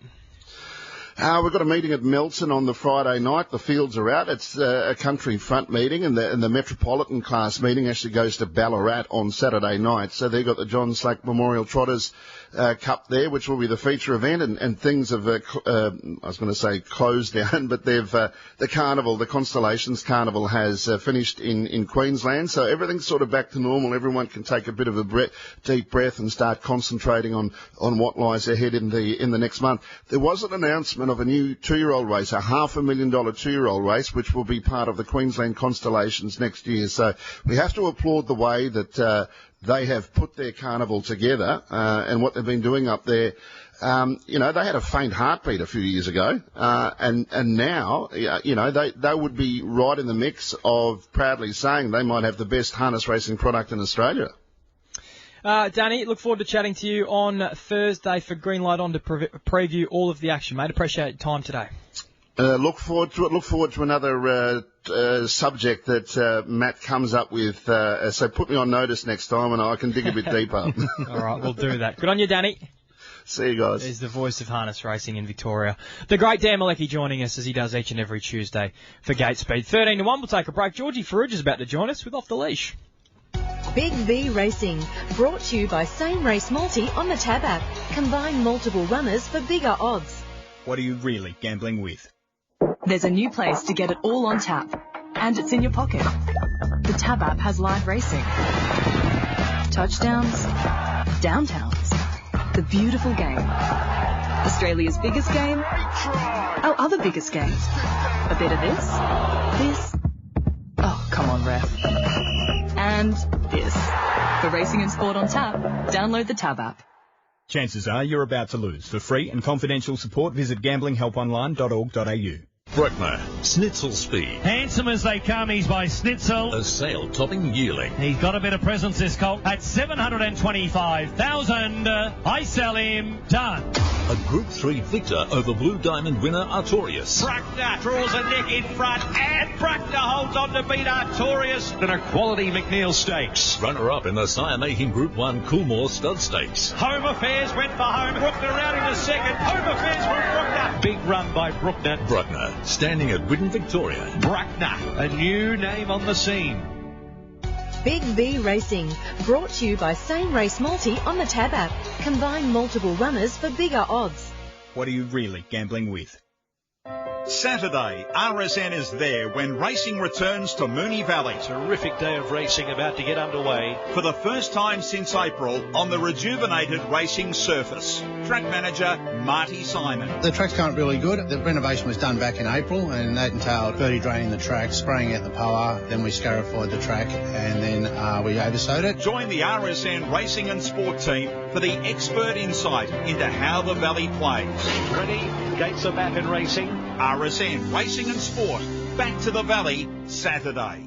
To hear all of today's Australian racing, listen to RSN Extra on digital radio in Melbourne, on the RSN app and streaming at rsn.net.au. Big V Racing, brought to you by Same Race Multi on the Tab app. Combine multiple runners for bigger odds. What are you really gambling with? On RSN Racing, you're listening to Big V Racing on the home of Victorian racing.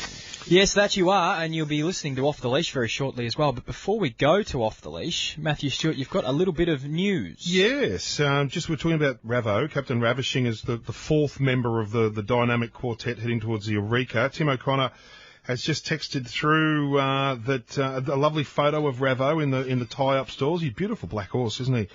Trainer Ahmed Tabor says Captain Ravishing worked well in a Murphy blind this morning. Googled it. And now plans to give him a hit out before races at Melton on Friday. Before the races at Melton on Friday. So he's going to have a track gallop. Ross Sugars will partner and they'll have a galloping pacemaker. I remember Popular Arms time trial when he ran 153.2. So, and Adam Hamilton's texted that the Eureka X Factor about to be seen in public again, Melton Friday workup. Then heads to Geelong Friday week. Next Friday week for a race. Looks like an exhibition workout with Catch a Wave. So that will be an exhibition. So they're doing it the right way because they're not hammering them against each other, but they're giving us little hints, you know. So a little workout with little Catch a Wave. It's like Ali and Foreman jogging around a park together and then fighting. Lovely little segue to our next guest, I reckon. I thought so. It's the state of Victorian greyhound racing and the stories behind the sport. This is RSN 927's Off the Leash. I'd love to see this man in the ring. He'd just be a lightning fast featherweight. Be a lot of low punches, a lot of low illegal punches, I reckon. He'd be bouncing around. You wouldn't be able to lay a glove on him, Matty Stewart, I don't reckon. He'd be that quick. Georgie Ferrugia joins us now. G'day, George. I'm not sure about the quickness side of it. There'll be a few low blows, though. Well, desperate times require desperate measures. Yeah, you'd be like a whippet. You'd be like a whippet, I reckon.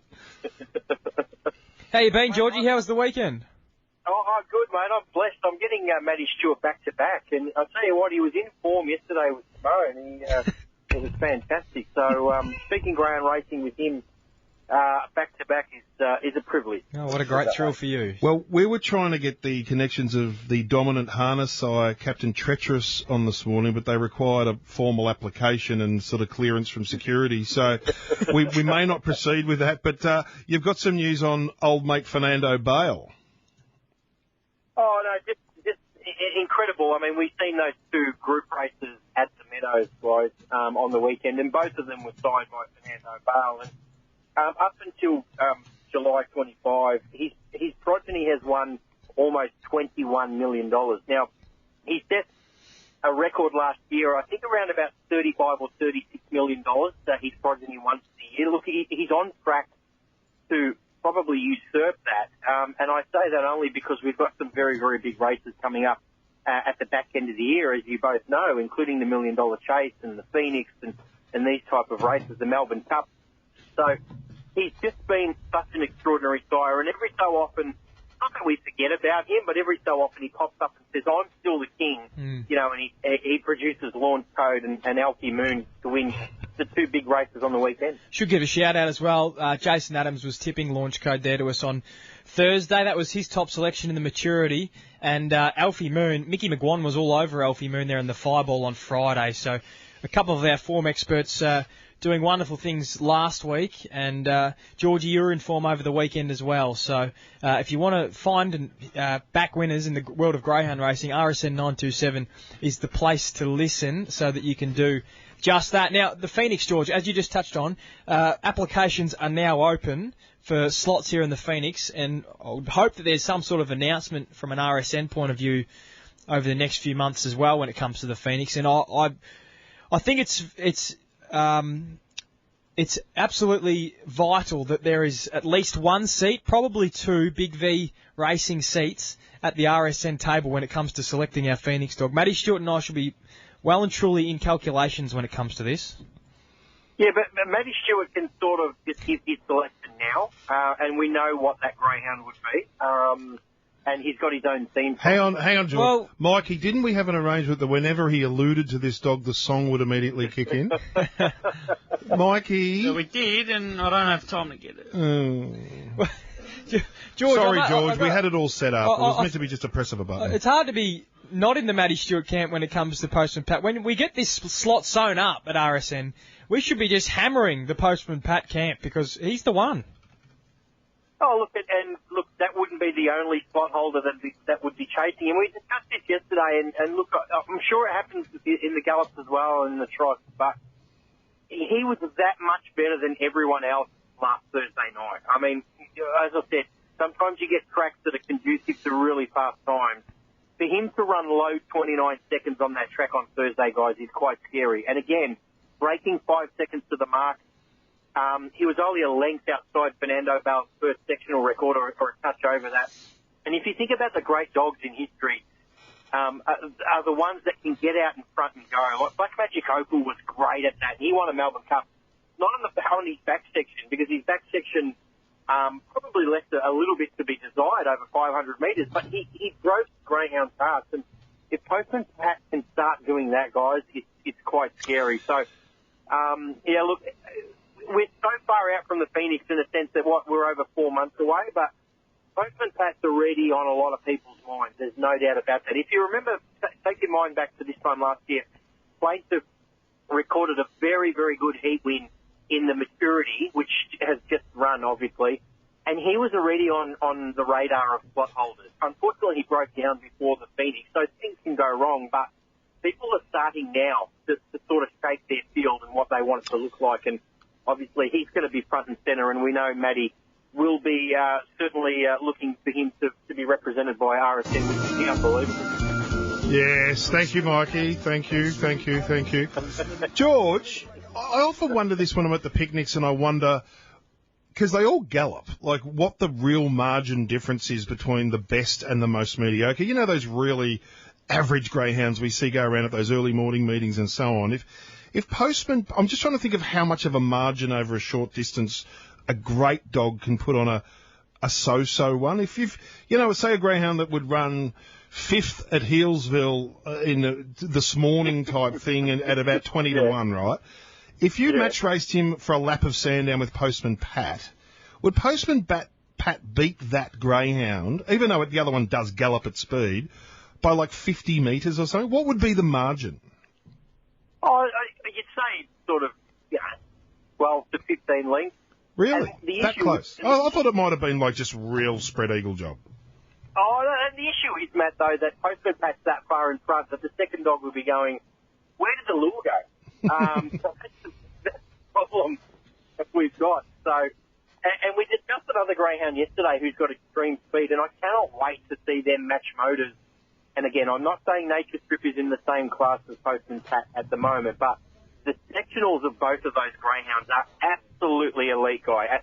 And don't worry, Nature Strip will be on somebody's radar for the Phoenix as well, this far out, especially if he keeps progressing. He's at a similar part in his career where they've had similar amount of starts, but both of them look really, really impressive going forward. Just on the horse version, Matty Stewart, I said J-Mac got off Nature Strip today and said that he worked beautifully. So it's we'll great. get to see the thoroughbred version as well this spring. There's nothing better than the old champ having one last crack. I don't know whether some of the Bold Treeses or Miata's, Georgie, whether there was a heroic, unexpected late-in-career win, which is the case of the galloping Nature Could be Strip. Wow She's Fast. Maybe she's got one more in her. Fast would may be that one, yeah.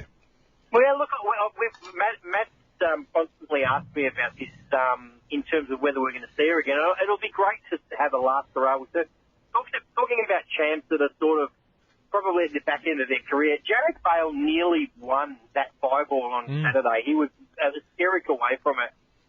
He's been an unbelievable greyhound. His runs in the last 2 weeks have been fantastic. So they would go in with a little bit of confidence heading into a national distance championship, which of course this year is in Victoria. So a shout out to Alfie Moon was fantastic, but a shout out to Jarek Bale. I think the Delbridges have done a terrific job getting this greyhound back. So I'm looking forward to what the short term looks like for Jarek Bale. Absolutely, George. You got 45 seconds till the second at Pakenham. Just quickly, your best bets today. Can you reel them off nice and fast? Yeah, I can, mate. We kick off at Warragul. Hang on, I'll just bring it up. It's supposed to be fast, so hang on. Horsham, race 4, number 1 at Horsham, Tinker Pete. Quaddy numbers 6, 1 and 8. Second leg 3, 7 and 2. Third leg 4, 5, 1 and 2. And we come home with number 1. Warragul tonight. Race 3, number 8, Smooth Criminal. Quaddy numbers 4, 1 and 2, first leg. Second leg 7, 2 and 8. Third leg 7, 1 and 2. And we come home with 8, 7 and 2. Oh, you did that beautifully, mate. You enjoy your Tuesday afternoon. Good luck on the punt. We'll chat to you tomorrow. Talk soon, guys. There's Georgie Ferrugia. Matty, we're out of time. They're about to load them in for the second at Pakenham. I thought we were a little bit slow off the mark today, but we got going late. I thought we were good. No, I thought we did a Postman Pat the moment very the much a lid's tick open. the box. So tomorrow, hopefully, we'll have a chat to the new harness CEO. It's got lots to discuss. Look forward to it. We'll be back on the Big V tomorrow morning from 11:30 a.m. If you're having a bet this afternoon, as always, good luck. We need to go to Pakenham for the second race on that program. Favourite is the 5 Zeusmik for Peter Moody. Adam Olzanski is calling the action. Johnny Henry to steer you through race day on the other side.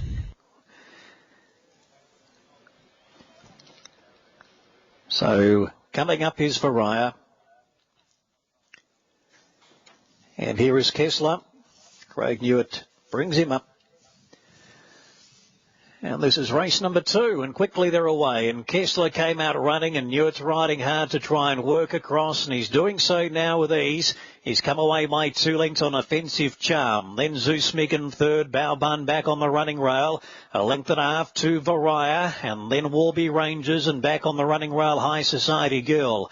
Angerstein back second last, and Press for Victory back at the tail end as they leave the back straight behind them. 800 metres left to go, and Kessler down the side, some 3/4 Offensive Charm. 2 lengths to Baobun. Inside of Zeusmik, the favourite on the outer of it, now improving to third. 2 lengths away to High Society Girl, midfield, Warby Rangers with it, and then comes Varia, Press for Victory, and Angerstein as they wheel the bend. 450 metres left to go, and Kessler, roused up, comes into the straight, trying to extend on Offensive Charm, who stays with it a length and a half away. Zeusmik to the centre from Baobun, Warby Rangers, Angerstein. Kessler still leads, 200 metres left to go, by a length on Offensive Charm, who's trying to pepper away. It's Kessler, for the moment, holding Offensive Charm, 100 out. Kessler's going well in the lead. Kessler holding Offensive Charm and did it by a length and a quarter. Offensive Charm second. They put 3 lengths on Zeusmik. And then a big margin, Baobun getting tired, joined by Warby Rangers, Press for Victory, High Society Girl not far away. And then came Varia and Angerstein. So, good piece of training by David Brydake and Matt Jenkins with the step back in distance. Blinkers going on. Craig Newitt clearly with a plan out of the gates. And he got the horse to just fly along in the lead. He was at his top soon after entering the straight, if not before. An offensive charm at one stage looked like he might be able to, or she might be able to. $3.20 into $2.60 has been well backed. Steal My Thunder is $2.50 out to $2.70. Started its career with Bjorn Baker, then had a brief stint with Nathan Doyle, and it's having its second run today for Jack Bruce, running second after leading at Warwick on stable debut last time out. Better Off Single for Justin Stanley and the Kendrick team. $3.70 into $3 is closing in on both. Not much else to report on the tab trade. Minute 45 away. So over now to the bookmakers, see what's happening with them, where the favourite is, or favourites plural, Steal My Thunder, $2.60 out to $2.70. And Granny's Reward is joining it. Granny's Reward is $2.35 out to $2.80 back into $2.70. Another one that's had a stable switch to Jack Bruce, ex-Clayton Douglas trained Victorian. It's run, it's won a trial at Deegan as it makes a stable debut today. Granny's Reward. Steal My Thunder, $2.60 to $2.70, and Better Off Single with the bookmakers is $3.60 into $2.80 and closing in on both. So it's got fans everywhere. Better Off Single, placed 2 of 5 career starts, third on the poly track at the Gold Coast last time out. And then a huge odds Emperor Tio has just firmed in from $151 to $91 really late. Let's get to Anthony for the second. Nor Deny goes up. Better Off Single is in. And here's Master Drummer about to be placed away. Emperor Teo to come forward. Mickey Karina to come up as well. Granny's Reward has a black cap on. And Steal My Thunder has the red cap. And Sizzle Lover's predominantly in a red jacket too. It looks very, very similar over there. So just watch that if you have backed any of those three, but Sizzle Lover has red blinkers on. The other two have black blinkers. That's probably the best way to try to decipher those. Okay, last couple about to come forward. There's Granny's Reward about to come up into its position in the gates. 860 metres for race 2. We're running 4 McNeil's Farms in Granny's Reward. 280 now, 290 Better Off Single. Better Off Single's the best backed runner here in this race. So we're just about set. Good win in the first by Top Fun. Was given a great ride by Jimmy Orman and travelled well in the box seat and got out one off the inside on straightening up to get right away from them over the concluding stages of the race. Steal My Thunder's placed away. Stand by. Better Off Single, the best supported. So, just about right. Race 2, Gatton. Just waiting on the light to be switched on. There it is. Steal My Thunder, keen to get on with it. Set, they're off. Good level line away. Tuanaki Creek and Emperor Teo, the two quickest to come out and showing good speed there underneath them. Steal My Thunder. Better Off Single in that swarm of horses just up off the pace as well with Sizzle Lover. And they're followed by Pride of Nala, Master Drummer about centre field. Then came Confirm Nor Deny and Granny's Reward. And Mickey Karina slow to move. Last of all, 10 lengths away from the speed. Less than 450 metres from the judge here. So it's Steal My Thunder, Better Off Single going together. And at the moment, they boot away. A couple of links in advance. Pride of Nala on straighting. Tuanaki Creek and Emperor Teo heading the remainder of the field. But the leader still was Steal My Thunder. At the moment, 2 or 3 lengths in front now. Over Better Off Single, and they're followed by Pride of Nala. Steal My Thunder in front. 50 to go. Steal My Thunder. Steal My Thunder beating Granny's Reward, probably second in advance over Pride of Nala. Tuanaki Creek and Better Off Single not far back. Then came at the head of the rest there was Confirm Nor Deny, Mickey Karina, Master Drummer, Sizzle Lover and Emperor Teo. Last runner in. Steal My Thunder. Corey Bayliss and Jack Bruce. I reckon it's a Jack Bruce Cornella because I think Granny's Reward has scorched home from getting well back in the race to just nab second on the peg, but we will stand by for the judge to post that result. But Steal My Thunder, horse 7, winning race 2. Steal My Thunder was always up on the speed, had company, better on, and then it put pay to it around the home turn, got away from it, and Granny's Reward has got going late into a minor placing. But at the moment, it's 7 and a photo after the completion of race 2. Still. I'll go with Anthony. Reckon it's going to be 7 from 10. So Jack Bruce 1, 2, and then maybe 8 third ahead of the 9. But we owe you the confirmation for.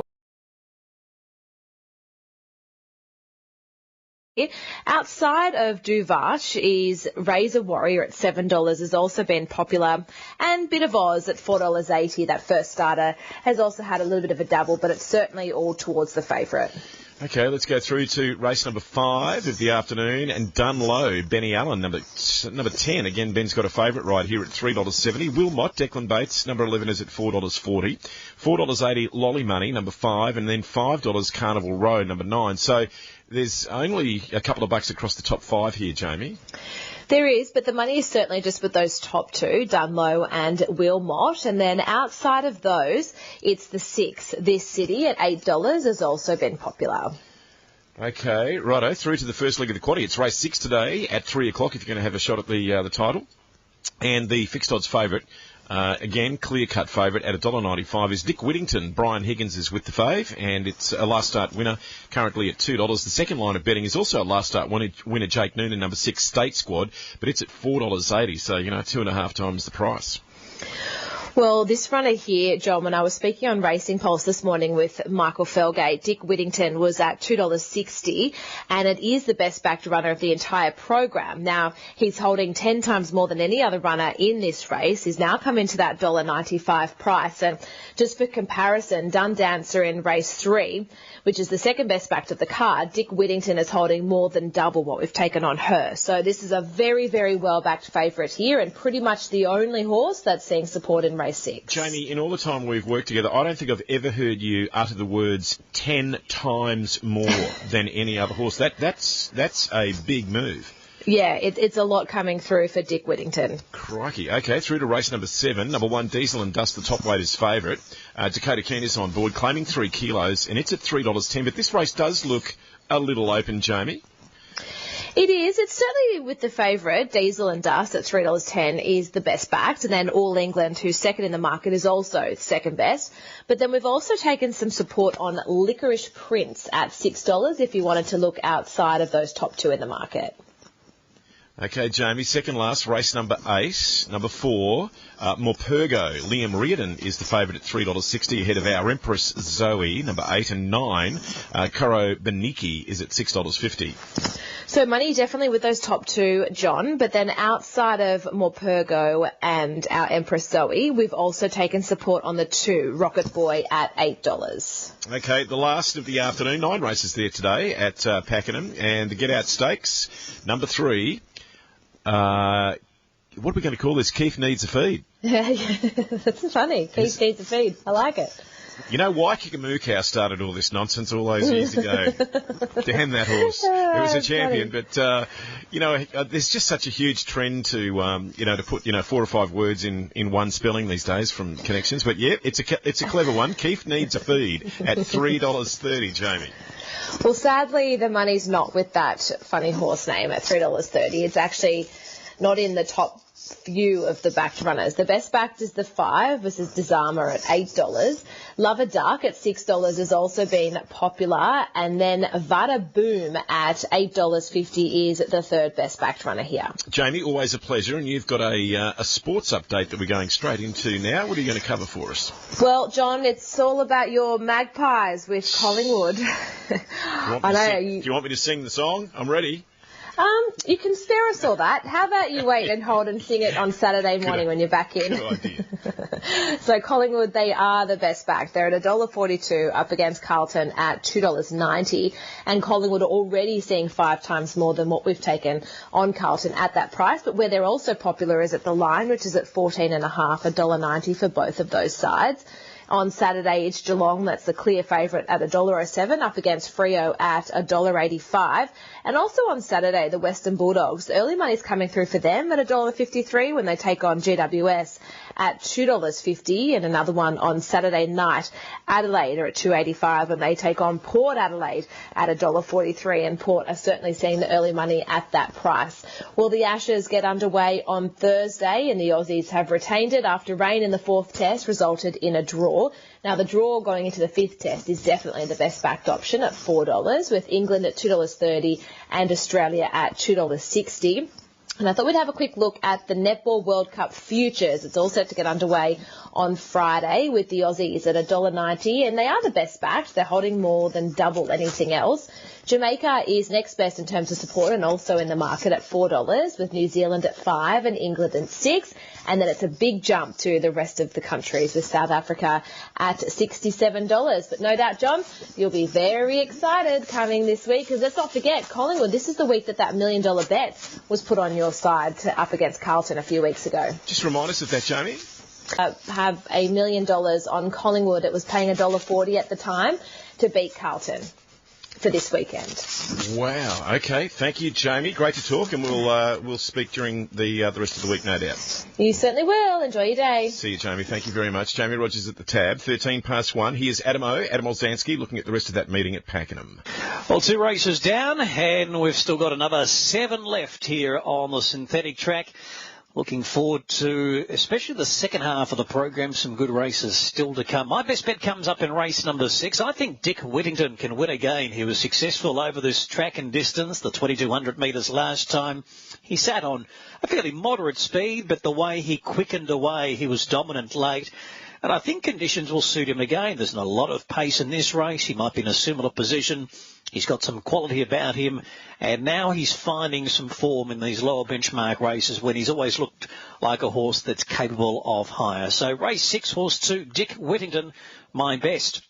And one at an each-way price who I think will go well in perhaps the most toughest race of the program, race 8, is horse 8, Our Empress Zoe. You can make a case for most of the runners in this race, but I think Our Empress Zoe on firmer footing today can improve. 2 runs back. They've been on soft-rated ground. She was in town last time. She's also back in class. But a low draw might mean she's a lot closer in the run. When she won impressively at Geelong last campaign, she led. And Jordan Childs knows her well back in the saddle today. Not saying she'll lead, but she'll be able to use barrier number 2 and get into an on-pace role, I would think, or a handy position.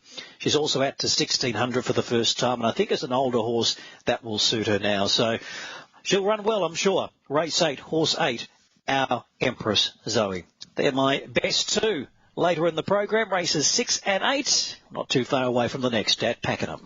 Good on you, Adamo. We'll be back with Harry White in just a moment, right on the back of Bathurst, to have a look at the market and get his comprehensive look at the next. He's given you his early look. It's 1:15. Now, those interstate venues today, Gatton, first of all, if you're unaware, they're on a good 4 at Gatton, and it's fine weather there.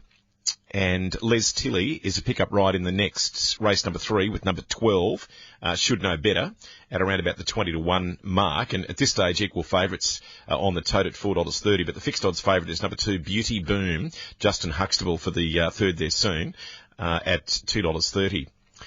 In race 4, there are no changes. Race 5 is the first leg of the quaddy at Gatton today if you're going to play it at $2.57. Stacey Callow picks up number 11.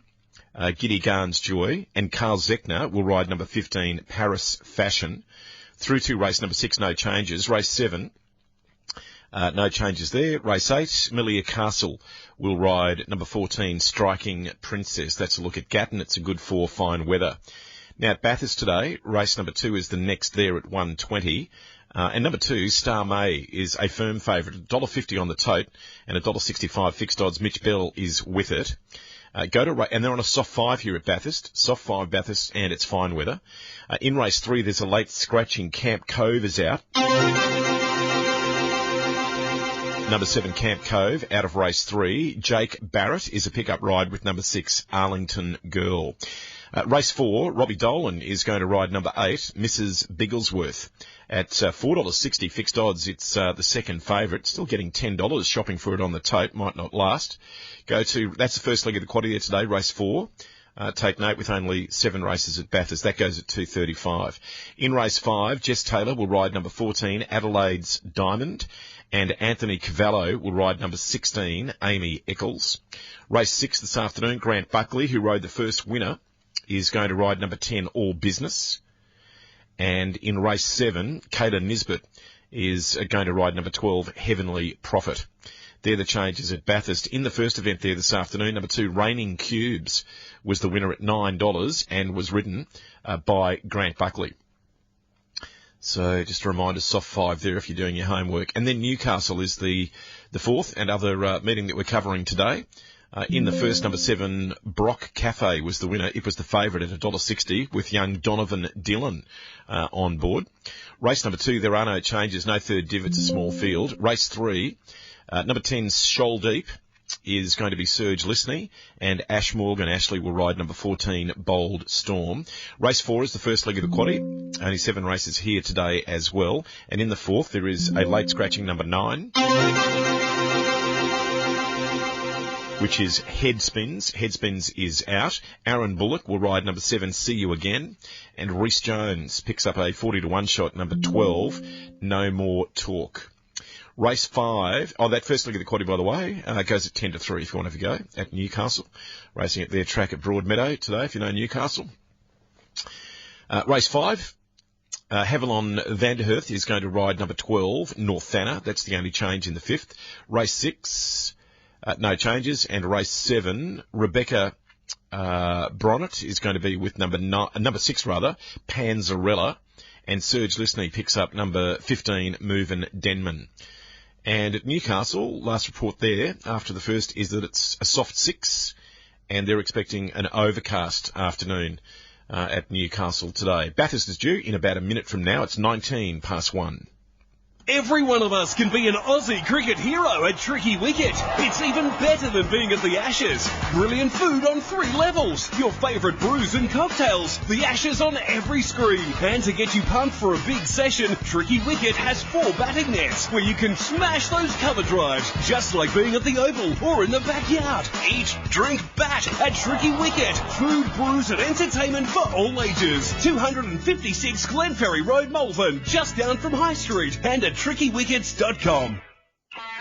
Now on our racing coverage, night and day, expert form analysts. Starmay is a very firm favourite at Bathurst Race 2. It was $1.90 fixed odds this morning. It's into $1.55 now. And of the others, they're steady, but no real late money for anything. Maybe just a little dribble late for Design Fantastique, number 1, the top weight, Andrew Adkins, $14 into 12. Just a nibble there for the top weight. But Starmay, number 2, clear-cut favourite. It's Bathurst Race 2. Only an average sort of a run next start at Gosford, but that run at Newcastle entitles it to be favourite here. So it's the next best number 3 at $4.20, and that is Posana. And number 5's at $5. Number 5, Manhattan Baby from the Mark Connor stable. So they start to move forward here. And the last one to move up will be Finding L. Now, Design Fantastica is set. Star Made the favourite. Yeah, that Newcastle form usually stacks up well out in the Central West. And Star May is the favourite at ran second at debut at Newcastle, then only midfield at Gosford. Right, the last one's moving forward now for race 2. The red light comes on, stand by. All set to go here. Off and racing. Design Fantastica began all right. Star May was quickly up in the second, followed by Manhattan Baby. Pisana was fourth, followed then by Mossa Moria. And Finding L was last of all. Design Fantastica just holds out Star May as they race inside the 800 metres. A length and a half back to Manhattan Baby. Posana, Mossa Moria is trapped out 3 wide now. And last of all was Finding L. They sweep on the side, and Design Fantastica just a leader over Star May, the short price favourite. Pisana goes around the outside of Manhattan Baby. Then came Mosamoria and Finding Ill making some ground up along the fence. Up to the home turn they come. Design Fantastica just a leader. Star May called upon now. Pisana's out wide, starting to work into it. Manhattan Baby's getting up along the fence. In the straight now. Star May took a narrow lead over Design Fantastica. Star May just in front. Design Fantastica's fighting on. Manhattan Baby's right through along the rails. Manhattan Baby out wide. Star May and Design Fantastica. Oh, great finish here. Star May put in a bound right on the line, out very wide. Over on the fence, Manhattan Baby and Design Fantastica was in the centre of them. Very deceptive here because it's a pretty crazy angle here at Bathurst. In behind them, as they start to pull up now, was Pisana. Then came Finding Ill and Mosamoria. Oh, gee, this is a tight one here. Now, it's put in a charge right on the line here, Star May, and because of the angle at Bathurst, normally I think most people would think that the one on the rails has won, but I feel as though Star May is going to be right in this to the tips of its ears. Design Fantastica really fought on well. Manhattan Baby got the lovely run up along the fence. Star May at that stage was under heavy pressure trying to match the other two. But out wide on the track, it comes right into this in the photo, Star May, with Manhattan Baby over on the inside and Design Fantastica in the centre. We stand by after a great finish, race 2, keenly contested all the way. Plenty of pace shown by Design Fantastica to just hold out Star May in the run to the home turn. And then Manhattan Baby got the lovely run, courtesy of Deanne Pena, right up along the fence. And they've hit the line on a great finish here. We don't have any interim placings as yet. Now we have the numbers about to come through here. Stand by. Yeah, broadcast. 5 is the interim winner here. Number 5, Manhattan Baby, ridden by Deanne Pena. 5. Neville. 5. 213. I could hear the judge. 5213. 5213. Nev, always right on the cue with Cole. 1. Let's go to Harry. Now, an RSN Racing and Sport Market Update. Harry White is your form analyst today, and the third at Pakenham is the next. Don't forget Jamie Mott picks up number 2, Feelings Mutual, and Carleen Heffel wide number 12, Starmania. On the tote, number 1, Bob the Horse, $8. Number 2, Feelings Mutual, $26. Number 3, Georgetown is at $16. Number 4, Kilronan is at $15. 5, Shark Island, $4.10. It's right in the market, second favourite. Number 6, Shillong is at $12.50. 8, World Rain is at $18. Favourite on the tote, number 9, Dun Dancer, $2 the winner, $1.04 the place, and $1.90 fix. Ben Allen is with it. Number 10, Got the Tingles at 120 to 1. 11, Cedar is at 130, and Starmania is at $98. Number 12. Harry White, how are you playing the third at Pakenham? I am going 9, 3, 5 and 6. I think Dun Dancer suited up to the mile, third up. As I touched on before, probably only needs to hold form to win this race, hence the market support there.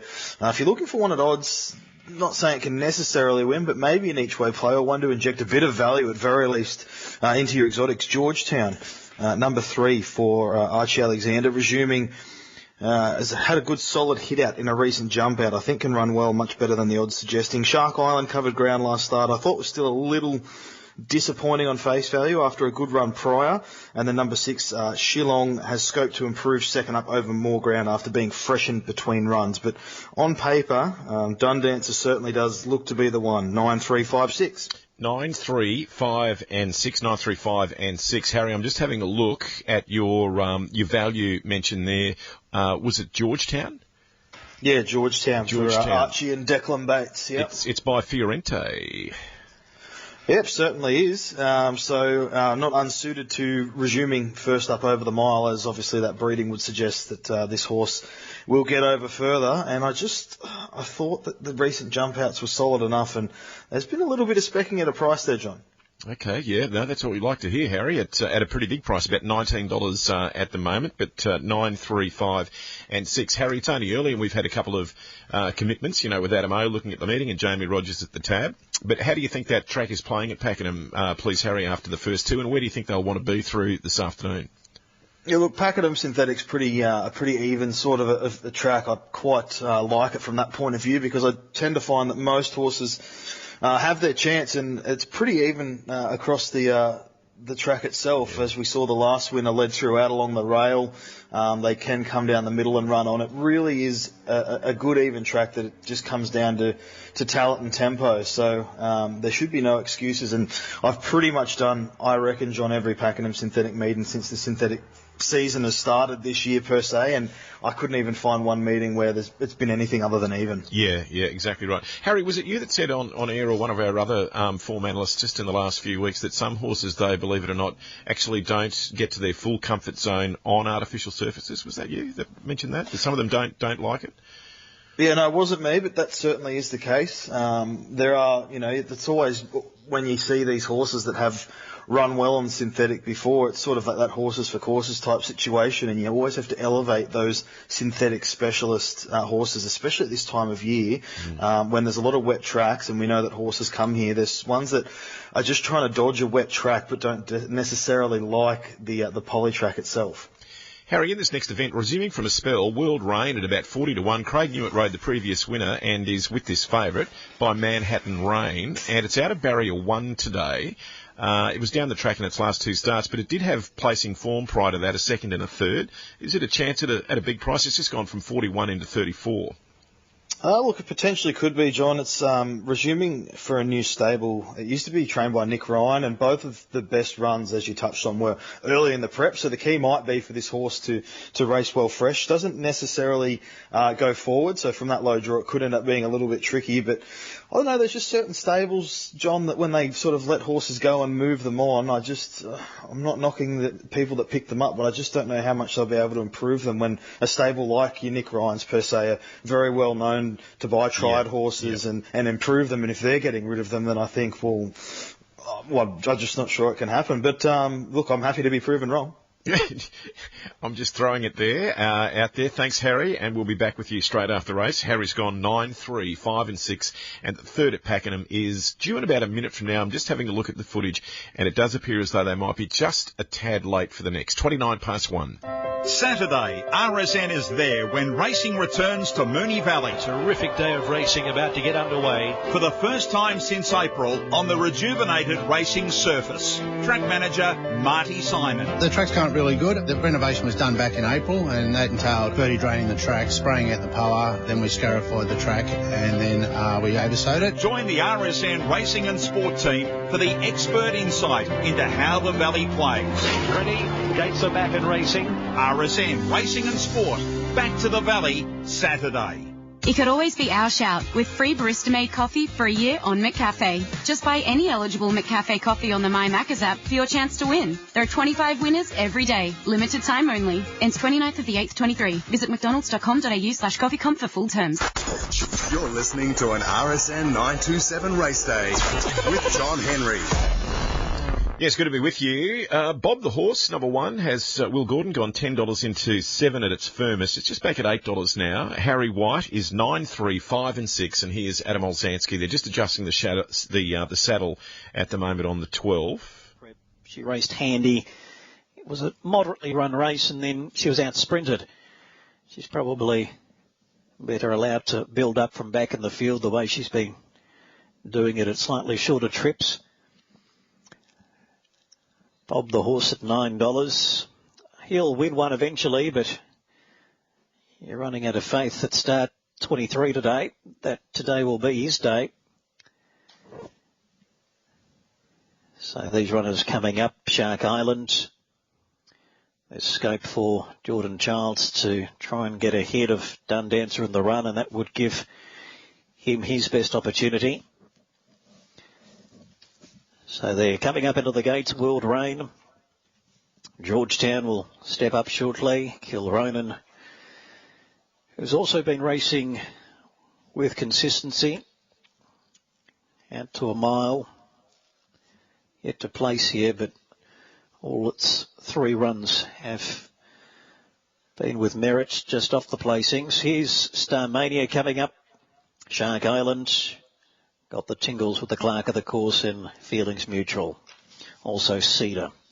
So we've still got a couple left. They discovered a electronic issue with the barrier stalls, so they won't be starting them from the ladder 20 metres down the track for the rest of the day. They'll all be manual starts, mechanical starts, releasing the lever that opens all the gates manually. So here's the last one. Cedar coming up. And for Furphy Crisp Lager, we're now set to go. From the 1,600 metres, gates open, they're away. Dun Dancer out to midfield. Kilronan and Feelings Mutual are showing early speed from Bob the Horse. Up there into fourth is Shillong, and then followed by Georgetown in between horses, and World Rain back on the fence. A length and a half to Dun Dancer, just a touch worse than midfield, and Starmania's now going past it. Shark Island's back third last from Got the Tingles, and Cedar is last. Heading down the back close to 1,100 metres left to go, and Kilronan's found the front. Now being passed by Bob the Horse, who spins around it as they come back into view from behind the big screen, and it's Bob the Horse going clear. Some 2 lengths from Kilronan in second, 2 lengths away to Feelings Mutual, and then comes World Rain fourth. Next is Shillong, and then comes Georgetown, some 2.5 lengths to Starmania. Now, Dun Dancer's back to third last from Got the Tingle. Shark Island second last. Cedar's back at the tail end in a strung out field. So Bob the Horse at start 23 heads up to the corner, leading by a half length Kilronan. Feelings Mutual, World Rain trying to get clear from the fence. Travels okay. 2.5 lengths Shillong being ridden along. Dun Dancer's also being called upon. Comes to the centre. So does Shark Island to the outside as they come into the home running. So Bob the Horse, 300 metres left to go from Kilronan. Feelings Mutual, World Rain now in the clear. Dun Dancer slowly winding up, but so is Shark Island going with it down the outside. They haven't got to Bob. Bob the Horse, 150 metres left to go. Now Dun Dancer is eating to the margin. The poster's coming up. Bob the Horse, Dun Dancer's getting there. Dun Dancer finally breaks through. Dun Dancer got Bob the Horse right on the line. Shark Island was third, and they're followed by Shillong in fourth. Next was Feelings Mutual, Cedar from the back, World Rain. And then came Kilronan, Starmania, Got the Tingles, and Georgetown. Dun Dancer. Well, she's finally done it. Never looked like she was going to for certain until the final 50 metres. Bob the Horse has given them a big sight. Set up at least 5 lengths early in the straight. Dun Dancer coming on strongly has claimed it. Maybe a stride out. Shark Island tried to go with Dun Dancer and has run third. And they've put about 4 lengths on the rest of the field. Shillong in fourth spot. But Dun Dancer finally breaking through, justifying her short. So it's 9, 1, 5 and 6. They're loading in Newcastle for race number 2. Dun Dancer just on the line, Harry White. Time to perfection, you could say, I suppose, by Ben Allen. Yeah, certainly. It was a patient ride, a good ride. The horse itself took a while to turn to really work through its gears and let down strongly. But you have to feel for Bob the Horse there, John. That's start 23 now, and he nearly got the maiden out of the way. Probably a little bit stiff. Shark Island, I thought at one point was going to go straight past Dun Dancer and might have looked the one, but might have just peaked. Look, it was a maiden with a relatively long tail to it, but Dun Dancer deserving of that maiden win and might be able to progress on now. Yeah, and it was your on top selection, and it paid $1.60 and $1.04. Number 1, Bob the Horse, $2.20. 5, Shark Island, $1.60. And number 6, as called by Adamo, into fourth, Shillong. So 9, 1, 5 and 6. Cornella, $4.70. Exacta, $6.80. The trifecta, $16. And the first 4, $58 for 9, 1, 5 and 6. Running double 2 and 9, $11.50. Now, they're just about right at Newcastle. Last one coming forward for the second. Favourite. Broadway Bouncer favourite here, number 6, Kobe Jennings at $2. Harry White with an early look at the fourth at Pakenham shortly. Browned off, backing away. Serge Lisney hops out of the saddle. If you haven't caught up with the news, he's riding number 10 in the next. Shoal Deep replacing Christian Reith. Number 10, Shoal Deep, race 3, Serge Lisney.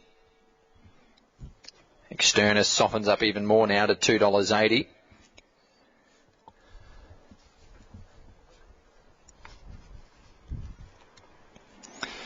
And State of Light, he's the forgotten horse, isn't he, as far as the market goes. He opened up favourite Now $4.60 on the third line, and he now completes the line. So we're set here. Race 2. Red light is flashing away on top of the barrier stalls. Broadway Bouncer heavily backed here. They're racing now. And Broadway Bouncer jumped away okay. Showing speed was Externus, and also on the inside Seaberg prominent. When they settle down, it's Seaberg, Externus leading together. Wide out on the track, they're marching forward. Up into a handy position was Browned off, and Broadway Bouncer gets a nice trail in fourth.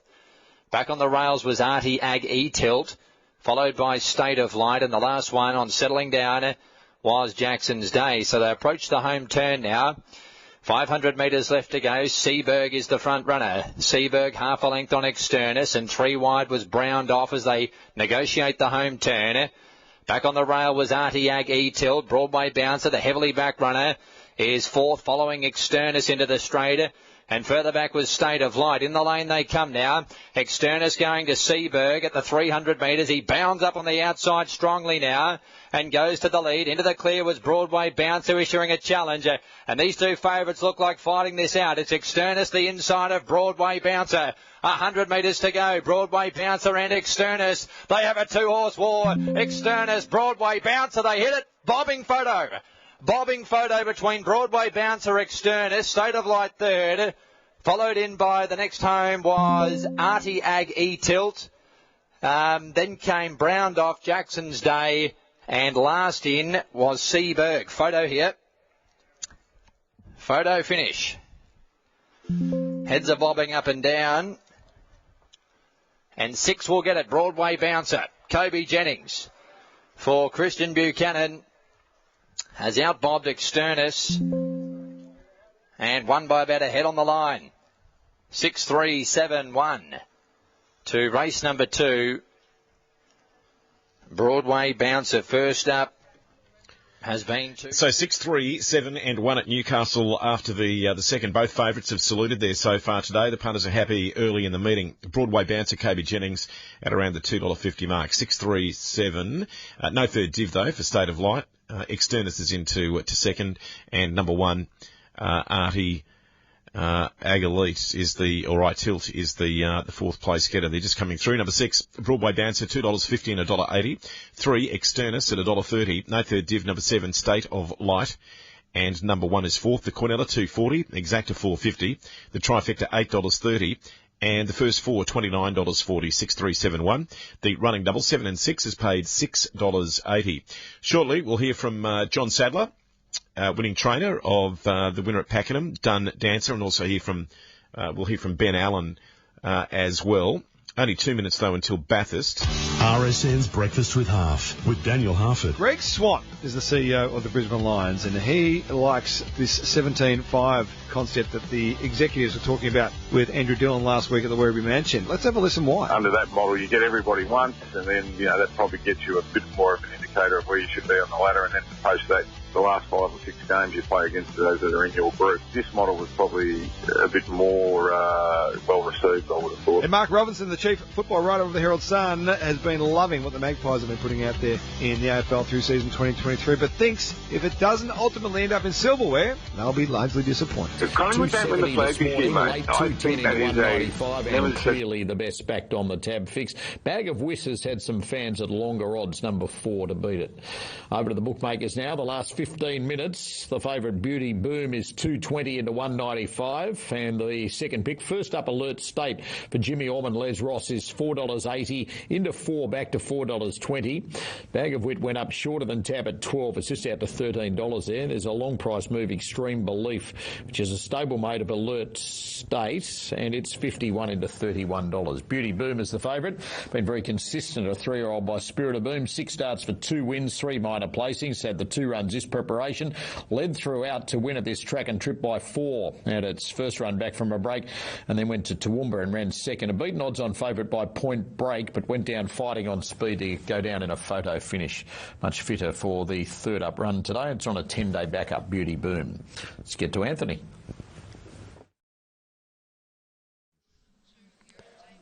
Going in. So still 5 or 6 to come up. Princess Marion, Beauty Boom and Alert State Extreme Belief still out. And also underhand Bag of Wit. So Beauty Boom is the best backed runner here at this race, but at odds Bag of Wit's probably the best supported runner to beat it. 23's into that low quote of 11, getting back to 13 as we speak, but Beauty Boom the favourite way. So nice few about to come up. Running for Barrier Reef Pools, the cutest 3-year-old benchmark 62.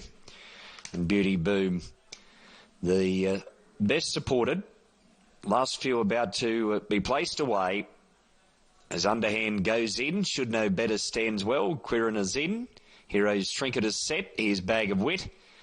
About to come up into its position. And now these last two about to come up. There's Extreme Belief coming in and Beauty Boom to come forward as well. So this is the last of the 860 metres. And we're just about set and ready to go.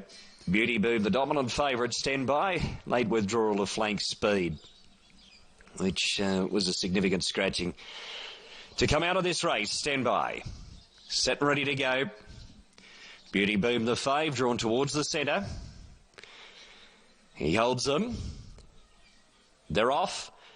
So Beauty Boom was away about centre field here. Underhand from the deep gate broke the line running with Princess Marion showing good speed. And Extreme Belief was third there, followed by Quirin and Beauty Boom. So they're fourth and fifth with a favourite trapped out 3 deep but only 4 lengths away from the speed. Hero's Trinket is next of all over on the rail, and then came Alert State, should know better. And Bag of Wit is back to be last of all here as they approach the home turn. Princess Marion in front. Underhand the outside. Beauty Boom third and fourth. Spearing towards the outside here, and they're followed by Extreme Belief. Quirin goes back down to the inside, so homeward bound. Underhand the outside, trying to pay to Princess Marion. Quirin the inside, but it's underhand in front. 100 to go. Skipped out a length or so in advance over Quirin, and underhand beats Quirin, Princess Marion. Hero's Trinket in there, followed by Extreme Belief. Followed then by Bag of Wit, back second. I last here and Alert State at the tail end of the field. Back-to-back wins for Underhand, and it pays double-figure odds across the 3 totes. Is there a margin? The inside, Quirin, number 9, just ahead of number 11, Princess Marion for second. I thought probably it might be 10 from 9 and 11 in that order, but we'll flash the minors when they're confirmed. 3 down and 5 to come, Gatton. Third event from Menangles for the Trotters. Toro Stride, $2.20 to $2.50 at the top. Leaf Stride, number 10, $3.90 out to $4.40. And Jungle Eyes is the big firm to beat. Both number 7. It's into $4.80 off $9.50 as the opening figure. Freddie goes 5, 10, 8, 3, and here he is to call the third. Runners are about to get ready here for the third on the program. Joe and Mary Rando have a couple of the favourites here, the Stride horses. And the favourite at the moment is horse 5, Toro Stride, ahead of Leaf Stride. Joe and Mary also produce Yeah You in this race from Barrier 1. I think Yeah You's a bit of a favourite around the stable, and it is going around at longer odds here. Goes off at about $21 or thereabouts. On that previous race too, but they're through 5, 2, 1 and 3. At number 5, Manhattan Baby paid $6.80 and $2.30. 2-star May $1.04. There was no third div. Number 1, Design Fantastique, and number 3, Posana was into fourth. The Cornella paid $2.90. Exacta $11. Trifecta was $39, and the first 4 $62. 5, 2, 1 and 3. Running double was 2 and 5, and paid $48. Newcastle, I've given you those, 6, 3, 7 and 1. It is correct weight there. It's also correct weight at Pakenham.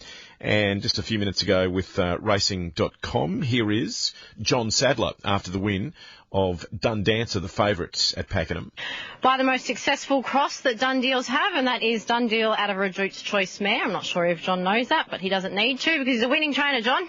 Yeah, thanks, Gemma. That was good. I know you often hear this, but these are a tremendous bunch of people in this horse, and enjoy their racing, and they've got a filly that they've had to be very patient with that's going to, as I said to you, I think before the race, she's still 12 months away, and you can see the manner in which she races, the ability's there, but she really I mean, she gave us some worrying times for a $1.50 chance in that race. But anyway, she got the job done. That was good. And hopefully, I feel sure there's better things to come for her. Oh, absolutely. And credit to her. She really, really flattened out late. She was up against it. She probably wasn't where you would have liked her in running. No, I thought the halfway mark everything was okay, but I saw Graham Begg's horse tracking her, and it was certainly on the point of the turn travelling a lot better than she was, but she dug deep, and so it was good. Yeah, she's a ripper, isn't she? What do you do with her now? She's obviously a well-bred horse. You did mention that she's 6 to 12 months away, but do you keep her on the synthetic or do you give her a crack back on the turf? Probably go to there's actually a nice race coming up for a 1.25 mile race at Moonee Valley. We've always been keen to get her out in trip, and a couple of weeks' time, I think, a bit over 2 weeks, there might be a 2,000 metre benchmark 70 that could just suit her. Is that one of those 10th races for the Saturday, the 80K?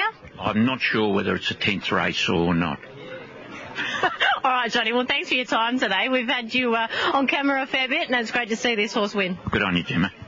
Yeah, no, thanks to Gemma. Trackside today, and our colleagues at racing.com for those interviews that you're going to hear. I'll also bring you Ben Allen after that win in just a moment, and then we'll go to a market and back to Harry to look at the next at Pakenham. 12 to 2 at RSN Racing and Sport. Nat Gatton, 10, 9, 11 and 8.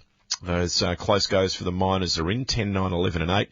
Number 10, Underhand, paid $10.50 and $2.70. Emily Lang. Number 9, Curran, paid $1.20. 11, Princess Marion, paid $5.80 and 8, Extreme Belief. The Quinella, $21. Exacta, $52. The Trifecta, $1,162. And the first 4 paid $4,471. Good result. 10, 9, 11 and 8. The running double, 7 and 10, paid $35. There was a late scratching in that race. It was number 5, Flank Speed, and the sub was number 2 and was unplaced. It's 11 to 2 at RSN Racing and Sport. Raging good looks, star-studded pedigree, bullish performance. Former star juvenile Raging Bull returns to Lower Long Farms in 2023. This imposing sire is already enjoying stud success from limited opportunities. Wild West, the Western Australian Pacing Cup champion, is among his significant winners. Breed your mare to Raging Bull this season, and the foal conceived will be eligible to race for the Lower Long Farms Big Bred 2-year-old bonus worth $100,000. Get in early to this exciting young sire. Book your mare to Raging Bull at Lower Long Farms, where quality is our priority. See the Stallions news and more at nrequine.com.au. There's more than one Barbie making news.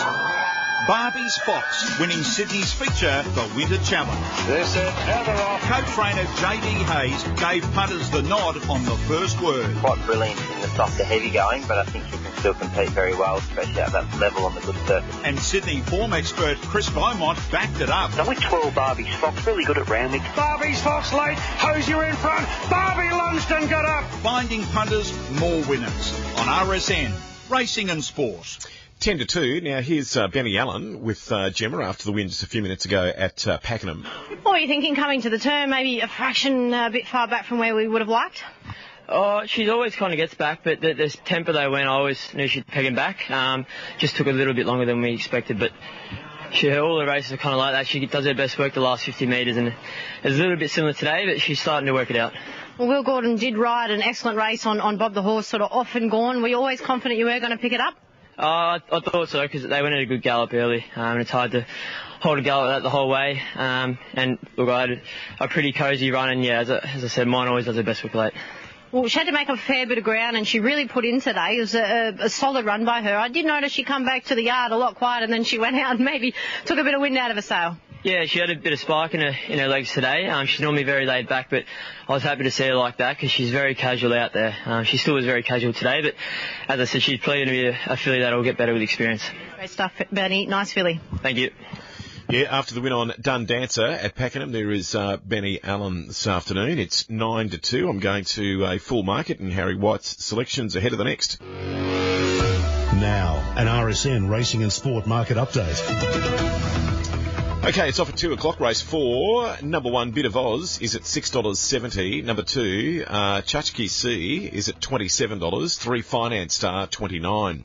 Number 5, Razor Warrior, $8.20. 6, Splendid Chap at $6.90. Tote favourite is number 8, Duvash, at $1.90, $1.40 the place. It's $2 fixed odds. Celine Gaudray is with the favourite. Number 9, Regal Celeste is at $56. Number 10, Bequerel is at $8. 11, the Parazi Weapon is at $44. Number 12, Mornington Misses is at $76. And number 13, Dominion Dancer is 100-1. Robbie Downey picks up the ride. But Duvach is the favourite, Harry White, at $1.90. Celine Gaudry is with it. And how are you playing the fourth? Yeah, I'm with the favourite, John. Numbers are, 8, 10, 6 and 1.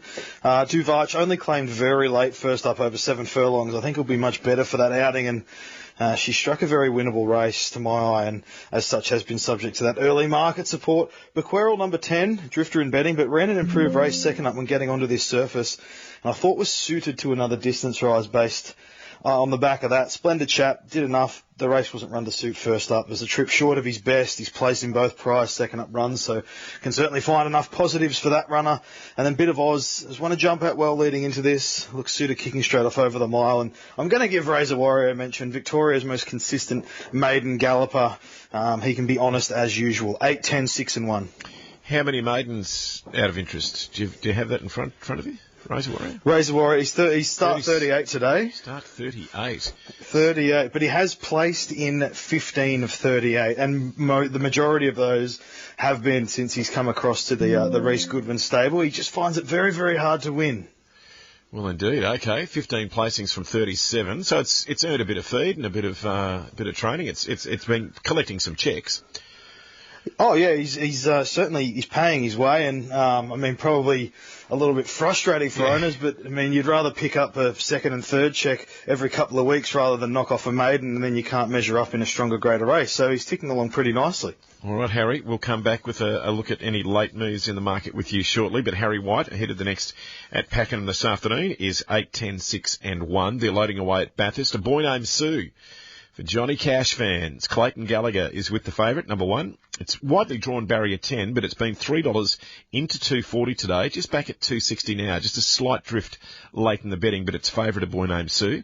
$3.80 into $3.50 for Kirameki, number 8, Grant Buckley. It's the second line. And number 2, Aero Nautica. Chelsea Ings is at $5 out to $6.50 for a while, back in at $5.50. Aeronautica, so a little bit of money for it late, and they're loading away pretty well. This is the third at Bathurst. $80, A Boy Named Sue. It's coming from $3 into $2. Got into $2.25. It's now $2.80. Number 8's at $3.50. It's run quite a few placings. Kirameki. It's $3.90 into $3.10 now. Kirameki. So they're equal favourites now. Number 1, A Boy Named Sue at $3.10, and Kirameki at $3.10. Next best in the betting is number 2, and that's Aeronautica, another one who's been around about the placings at a lot of starts, and Aeronautica's now at $5.50. It's in from $6.50. So there's a few here that probably due to break their maiden status because they've run a few placings. Kiramiki has been backed and beaten a few times. It's run 8 placings out of its 21 starts. And it's from the Clint Lundholm stable. Clint's had a marvellous season, and it's a full steam ahead for a new season. Got quite a few new horses coming into his stable, that Dubbo trainer. So they are getting in over here now. We've got 2 sets of stablemates. Chrissy Simpkins has got Mr. Sock and Arlington Girl, and Brian Dixon Jr. has got Outback Pat and Vivalicious. Now, Boy Named Sue Payamata back behind them together with Arlington Girl.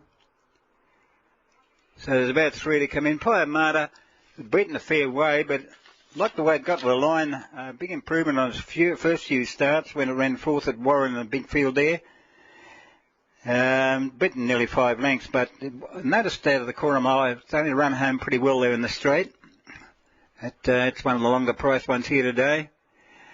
Was 100 to 1 at Warren. Now here comes Arlington Girl up in the line. A boy named Sue will be the last one to come in. So pretty close to a start here, 1,400 metres, and if you just joined in, Camp Cove was taken out of this race at 1:10 p.m. on Vet's advice. So they're about ready to get underway. They come out of a chute here at the 1,400. And the red light's on. Stand by. All set to go here. Starter still holds them here. Off. And racing. Arlington Girl out wide began well. Outback Pat was showing early pace going up to take it on. Iron Ruler is making a line of three that spears right up along the fence. And in behind them came Aeronautica. Now Arlington Girl gets back to fifth, followed by a boy named Sue Payamata. Was over on the outside of Kira Miki. Getting well back now was Anxiety. And back with it was Mr. Sock. So, Vivalicious had gone fast now, and Vivalicious takes up the running, 2.5 lengths on Iron Ruler. Going around the outside, Outback Pat, ahead away, fourth on the inside, Aeronautica. Then came Arlington Girl, a boy named Sue going up deep. Kiramiki's on the fence. 2.5 back then came Payamata, followed then by Anxiety. And last of all was Mr. Sock. They race down now with about 5:50 left to go, and Vivalicious over a length on Iron Ruler. Aeronautica's hemmed in on the fence, but there is a cutaway here. A boy named Sue continues to make ground. Outback Pat just inside it as they round the home bend. A break back to Kira Miki, and then Payamata coming up along the fence. Vivalicious was the leader, but quickly joined by a boy named Sue. Aeronautica is back behind them. Kira Miki's getting Sue now. A boy named Sue and Kira Miki fighting it out. A boy named Sue, Kira Miki, a boy named Sue, and a boy named Sue had beaten Kira Miki. Third home, give it to Vivalicious, just in front of Anxiety coming home well, and Aeronautica out wide. Payamata was making ground up along the fence to be just behind them. Then came Iron Ruler. Next in was Mr. Stock, Outback Pat, and Arlington Girl. Boy named Sue has been knocking on. So it's 1-8 in the photo, and a boy named Sue is the first favourite to win at Bathurst today. Clayton Gallagher got it home. Number 8, Kira Meki, is into second spot. It's tight for third and fourth. 1-8 in the photo. Harry White's selections at Pakenham, and there's officially only 60 seconds away. There might be just a slight delay to the start. There has been the last couple.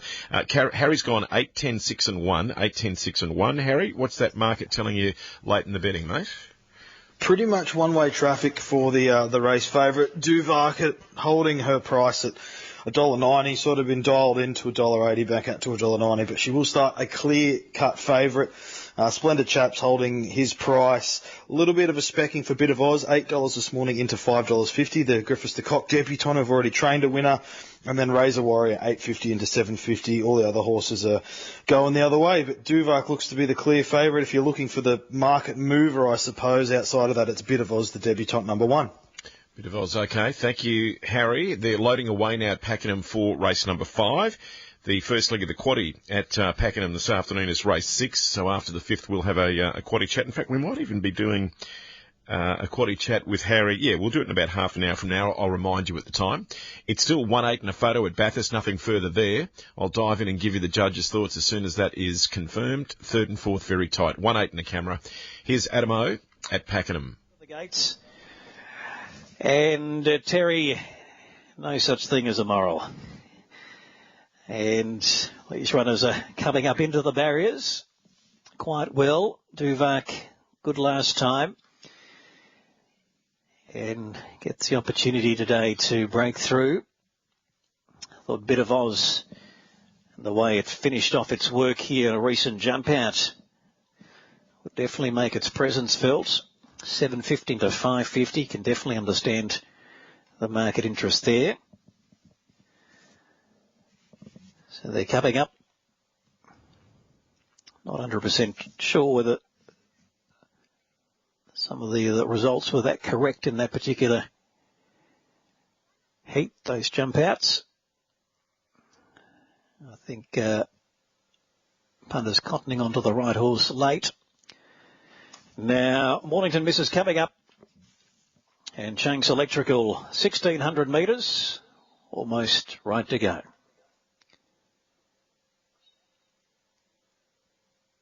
Starter sends them on the way. There they go. And Duvak began pretty well. Chachi C also showing pace, and Mornington Misses going up. Dominion Dancer also vying for a leading position. So Duvak is easing. Now back to fourth. A length away to Finance Star in fifth. Then comes Razor Warrior. On the inside, Regal Celeste. And they're about 3-4 lengths on Splendid Chap. A further 3 away to Bit of Oz. And then comes the Parazi Weapon. And back with it, the other 2-year-old Bequerel as they head down the back with 1,100 metres left to go. And Mornington Misses is working up to Chachi C, and they're stride for stride. Duvak's third, Dominion Dancer the inside fourth, 2 lengths Finance Star, 2 lengths Regal Celeste on the inside of Razor Warrior, then Splendid Chap 2.5 lengths away. A further 3 lengths to Bit of Oz, and then comes the Parazi Weapon, the Fence, and Bequerel at the tail end, heading down the side with 650 metres left to go. And it's Chachi C kicking up on Mornington Misses to the bend now from Duvak, coming out 3 wide. Dominion Dancer next, Razor Warrior, Splendid Chap circling 5 deep into the race, and they'll followed by Finance Star, Regal Celeste, a very compact field, Bequerel next, and then comes Bit of Oz as they come into the home running, and with 350 metres left to go, it's Splendid Chap deep and Duvak. They go to the front together, Razor Warrior in between, 1/2 lengths away, and then 3 lengths to Finance Star. Duvak kicking on strongly, found the lead outright now from Splendid Chap, who's trying to go with it. It's Duvak now 3/4, Splendid Chap trying hard over the final 50 but can't get there, and Duvak won it. Duvak by a head. Splendid Chap was second. They got away from Finance Star, nabbing Razor Warrior for third. And then there was a break in the field to the others, which included Bit of Oz, and then came Bequerel, Regal Celeste, and Dominion Dancer, Chachi C, Mornington Misses, and the Parazi Weapon. So Duvak has 8-6-3-5 at Pakenham, 8-6-3-5. Harry's on top selection, the winner again. And at Bathurst, it's 1-8-11-2. Splendid Chap, who's then been able to pepper away at that margin late, but has gone down maybe a neck or somewhere in that vicinity. And then a little break to Finance Star at $26 running third.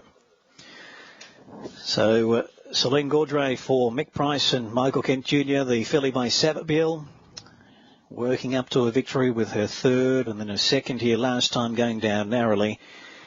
And we'll see that Alafiri form tested with that horse running a bit later on in the program, but already strengthened with the win of Duvak here.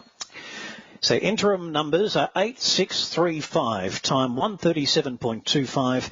We'll have margins through shortly. 8-6-3-5. Now at Bathurst, number 1, A Boy Named Sue, the favourite, $2.40 and $1.10. Beat number 8, Kirameki at $1.50. 11, Vivalicious, paid $16 the place, and number 2, Aero Nautica. The Quinella, $4, Exacta 8, Trifecta $249, and the first 4, $914. It was 1-8-11-2 at Bathurst Race 3. Running double, 5 and 1, $19. The late scratching was 7. The sub was number 1, A Boy Named Sue, the winner. 2:05. Now, Pakenham, number 8, Duvach at $2 and $1.20. Number 6, Splendid Chap, paid $2. 3, Finance Star, $5.50. And 5, Razor Warrior. The Quinella, $5.30. Exacta, $5.20. The Trifecta, $81. And the first 4, $282 for 8, 6, 3 and 5. Running double was 9 and 8 and paid $2.60. Harry, you've tipped the last couple of winners. And what did you think of Duvach or Duvach, number 8? It's quite a nice win there, John, because obviously had a really good run of the race, but there were challenges coming up to her outside. One of them was the long-time maiden we touched on, Razor Warrior, so he was honest as usual. Splendid Chap, I thought would run well, was good first up. I just think would really be topped off nicely after this run, ready to win third up in trip again. So it was a nice win from Duvach. Splendid Chap found the line really well, and then Finance Star at any old odds running on into third was solid enough, but I think Duvach's progressive enough to win again, and Splendid Chap ready to win third up in trip next start. Now, I know it's an all-weather track, but are they running pretty good times there today? It's generally pretty standard at Pakenham. That latest race, I'm pretty sure it was just about the standard time for this class of race over this distance. But I'll have a closer look at the prior 3 and get back to you with a bit more info on that, John. Okay, Harry, thank you. And we'll come back in just a tick to get an early look from Harry ahead of the next as well. Celine Gaudry is bringing back the winner, and we'll hear from Celine with racing.com shortly. It's 2:06. Trainer Patrick Payne was super confident. Is that how we play the day? Yeah, extremely confident with Move for Lex. Patrick joined Friday Form Focus and told us Move for Lex was a good thing at Caulfield. He's really responded to a bit of staying work, so extremely happy with him going for the straight. Move for Lex, 100 metres to go, well clear. Move for Lex wins it. That's winning punting info. Michael Felgate leads Friday Form Focus, the big look at Saturday's Melbourne Metro meeting. Friday mornings from 9 till 10 on RSN, Racing and Sport. RSN 927 conducts competitions almost every day. Every contest is run according to our general competition rules. There are even competitions which have specific terms and conditions. If you would like to read our general competition rules or any special terms and conditions, look for the links on the competitions page at rsn.net.au or ask for a copy during business hours at the RSN 927 reception desk. This is RSN 927 Racing with John Henry. Yeah, 2:08. Here is Celine Gaudry with racing.com after the win at Pakenham. Celine, last start was very good, but had a bit against it, had the wide gate, but today was in with much more of a chance with a good gate. Yeah, for sure. Definitely up in distance as well helped her heaps. Obviously, she's still an inexperienced filly, so she would have taken out a lot from her first start, but it was good to put them away today. She had the blinkers on there, and at the 1600, the tempo was okay, but she did get a little bit keen at stages there from the 1100. Yeah, the tempo was sort of just a bit inconsistent, so she was a little bit keen here and there, but look, she's a nice, mature filly. She'll go on to do better things, and I do believe she'll get over a bit further as well. Fantastic, well done. Thank you. So, Harry, just briefly, they're loading in Newcastle, but Celine's pretty confident that the horse might see out a longer trip. Yeah, well, only a very lightly raced filly, and obviously stepping up in distance today and ticking off that box. There's no reason to suggest that the horse couldn't run further. I know it looked like that she might have been a bit, well, not weak, but getting tired at the end of the line, but she's only second up there and she's only lightly raced, so certainly a scope to go 1,800, 2,000 metres in the future. Okay, just waiting correct weight on 8, 6, 3 and 5. Harry, your early look at Pakenham race 5? I'm chasing a bit of value here, John. I'm going with debutant number 7, Miss You, and comes up at a backable price. There's obviously a few horses with exposed form that are firmer in the market, but you know me, and I like watching jump outs and trials, and I think Michael Kent's a very capable trainer, so at around that double figure mark, number 7, Miss You 2 appeals each way.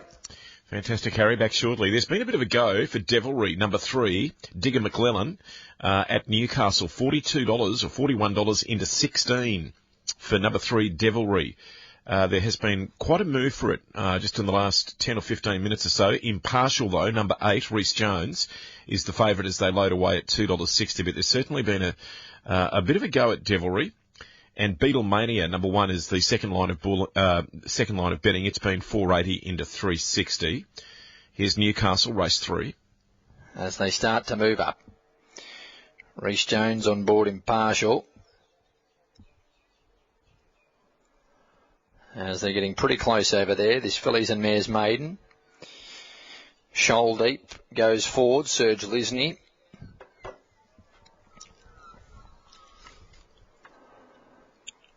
Now, the late support comes again here for Impartial now.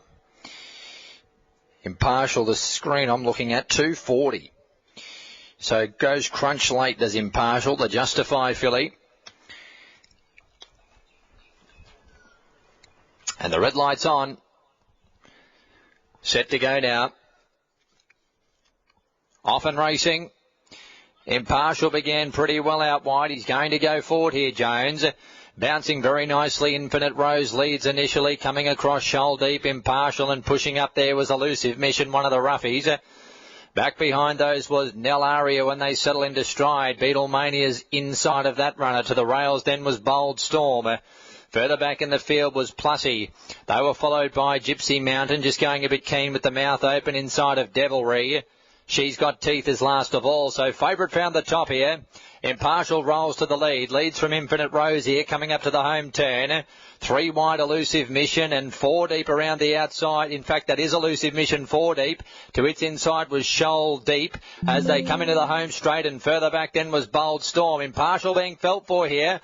The first starter, Shoal Deep's quickly moved up and gone past it. Shoal Deep from Impartial, who tries to fight back. Back behind those Beatlemania, then came Infinite Rose, 200 to go. Shoal Deep the leader, 1 in front of Impartial. Out wide on the track, running a race was Plussy. It's coming home strongly. Shoal Deep, Plussy charges, got up. Plussy right on the line, has got up to win from Shoal Deep. And third's a photo. Running on from the back was She's Got Teeth, Beatlemania, Infinite Rose, and behind those then was Impartial, followed by Devilry. Further back was Elusive Mission. From in behind them, Gypsy Mountain, Bold Storm, and one of the last was Nelaria. 12, 10, 11, 1. Win here by pluck out of Haciendias. It's paid any price. Trained by Jake Hull. So it is 12, 10, 11 and 1. And Plussy, Jenny Duggan, was 100 to 1 Super Tab. It's going to pay better than $90. The one is definitely fourth, Beatlemania. So they'll come through in just a moment, but a real rough result there. When we go back to Newcastle, don't forget race 4, with just 7 races there today, is the first leg of the quaddie, if you'd like to have a crack, and that will go at 250. Now, earlier on in the first leg of the quaddie, race 4, I gave you a late scratching, which was number 9, Head Spins. There is now a second late scratching in that first leg of the quaddie. And it's number 5, Dancing Connie. Dancing Connie has come out, so 2 late scratchings there now for that Newcastle meeting in that first leg of the quaddie. And there is a late scratching at the Geelong Dogs as well. Ronnie Hawks will be along later this hour with a preview of Geelong. The first there today goes at 2:58, 2 minutes to 3. And the late one that's come in affects your quaddie, so I'd like to give it to you as early as I can. In race 5, first leg of the quaddie, do not include the green dog, number 6, My Shout Boys. My Shout Boys is a late scratching ahead of the meeting at Geelong, and Ron will be along shortly. Now at Newcastle, number 12, Plussy, paid $97.60 the win and $17 the place. Number 10, Shoal Deep at $3.20. 11, She's Got Teeth at $2.70. 1, Beatlemania is fourth. The Quinella, $266. The Exacta, $719. The Trifecta, $3,639. And the first 4, $13,302. Now, there is a jackpot component to that to consider for the next at Newcastle. $4,460 is the jackpot. The 8 Federal Flash for Dave Peckham. Racing super well. Heavily back. So, final ones come up here. Federal Flash will be the last one to load away. Track will be cleared. Race number 9, Sky Racing Mixed Series final here. The green light is on here. We stand by, and Federal Flash wasn't the best away, but Motors now. Just Buffy in front, Federal Flash out after it. Then came Dream Machine, Tennessee Jack, Smooth Vixen. The last one, Spring High Low. Federal Flash, Tennessee Jack. Late, Federal Flash just beat Tennessee Jacks, then Dream Machine, Spring High Low, next one Just Buffy, and Smooth Vixen. Goodness me, it's fallen in the favourite. Time 16.82. Heart and mouth stuff though. $1.30 on the U tab, $1.20 on the Super tab, and $1.10 on the New South Wales. 8 beats 4 beats 5 beats 9 by the looks of it on race number 9. Fourth event from Gatton is due in around 90 seconds from now. And let's see what's happening with the bookmakers who have a new joint favourite. Gugaz 420 into 390, joined by No More Red, better backed of the duo. 440, 460 into $3.90. Harbell 480 out to 5, just back to $4.80.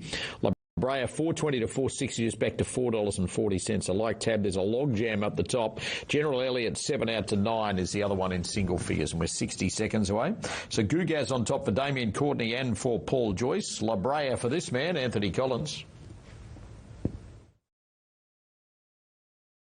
51 recall events at Royal George at $81. So $3.90 Gugaz, equal favourite with No More Red. Runners getting set. 2,000 metres for the valet Stephen Keong, as we knew him as Freddie, and this is a Class 2 handicap. And 360 Gugaz, now 350, 420 No More Red in from 550, 440 from 950 Harbell, and 480 from that same quote about La Brea. So last few about to come forward. La Brea recall event smashing Lucas, Cloudy Miss to come up, Royal George.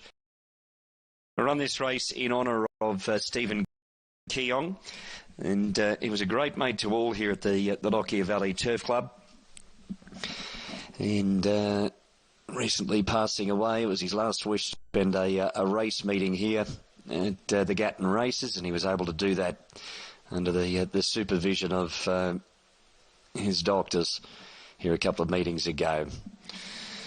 And he spent it here with family and friends, so we run this race in honour. And we're just about right to go as Cloudy Miss joined them with Smashing Lucas out wide. A swapping and changing betting race. Gugaz is the favourite at this very point in time. Stand by, 2,000. This is race 4. Class 2. Set and ready. Stalls are back. They're off. Now, No More Red and also Jumeirah Triangle with Gugaz and Cloudy Miss from out wide broke the line running. So Cloudy Miss is striding across the face of the field to lead comfortably on, settling down in front by a length. No More Red, Gugaz, Royal George, Harbell next. Then came Jumeirah Triangle about centre field. La Brea is next. And they're being followed by now towards the outside there. And was General Elliott, who races in a rearward position with Recall Events and Waikato together there with those. So it's Cloudy Miss in front down the side. Less than 1,500 metres from the judge. Challenged now by No More Red and Royal George the outside. So momentarily a line of 3 and Gugaz in 4th. Harbell 50 outside. Recall Events went forward 3 deep on the track at the moment. Then came La Brea and Jumeirah Triangle. General Elliott's well back in the field with both Waikato and Smashing Lucas is whipping them in a swapping and changing race. 1,100 metres from the judge. So it's now No More Red the pilot in front by a long neck. Royal George the outside. With 1,000 to go, there's not a lot of speed to report. Then came Cloudy Miss, who's now back to 3rd, tucked away the box seat. And they're followed by Recall Events and also Harbell. So they're 4th and 5th at the barn. 2 further back in the field to Gugaz, who's coming away from the inside with La Brea, Jumeirah Triangle, Smashing Lucas, Waikato. And General Elliott is now back last of all as they approach the 650. So down the side here, No More Red, Harbell now go together and they clap on the pace. Skipping out by about a length and a quarter over Cloudy Miss, who's ambling away from the inside, and Gugaz is next. La Brea's hooking to the outside with a wide run, and then came Royal George and also Recall Events and Jumeirah Triangle as they approach the home turn, 250 metres out. Cloudy Miss just has it narrowly. Harbell's kicking back with No More Red. Gugaz is next. La Brea, Smashing Lucas down the outside, but it's Cloudy Miss and also Harbell going together. They're having a great duel here. 50 to go. Harbell in front, edged away over the final 40 and 1. Harbell beats Cloudy Miss, followed then by No More Red. And then came Gugaz for 4th and Jumeirah Triangle potentially 5th in advance over Waikato La Brea. Further back to Royal George, Recall Events, Smashing Lucas. General Elliott, last of all. Behind Harbell, paying $4.80 and $1.80, winning for Justin Huxtable and beating Cloudy Miss and No More Red. So 271, looks like 5 has run 4th to race number 4 of 8 at Gatton. So the main quaddy starts with the next race there. 4th event from Menangle is our next, 50 seconds away. Incognito, $6 in the early trade into.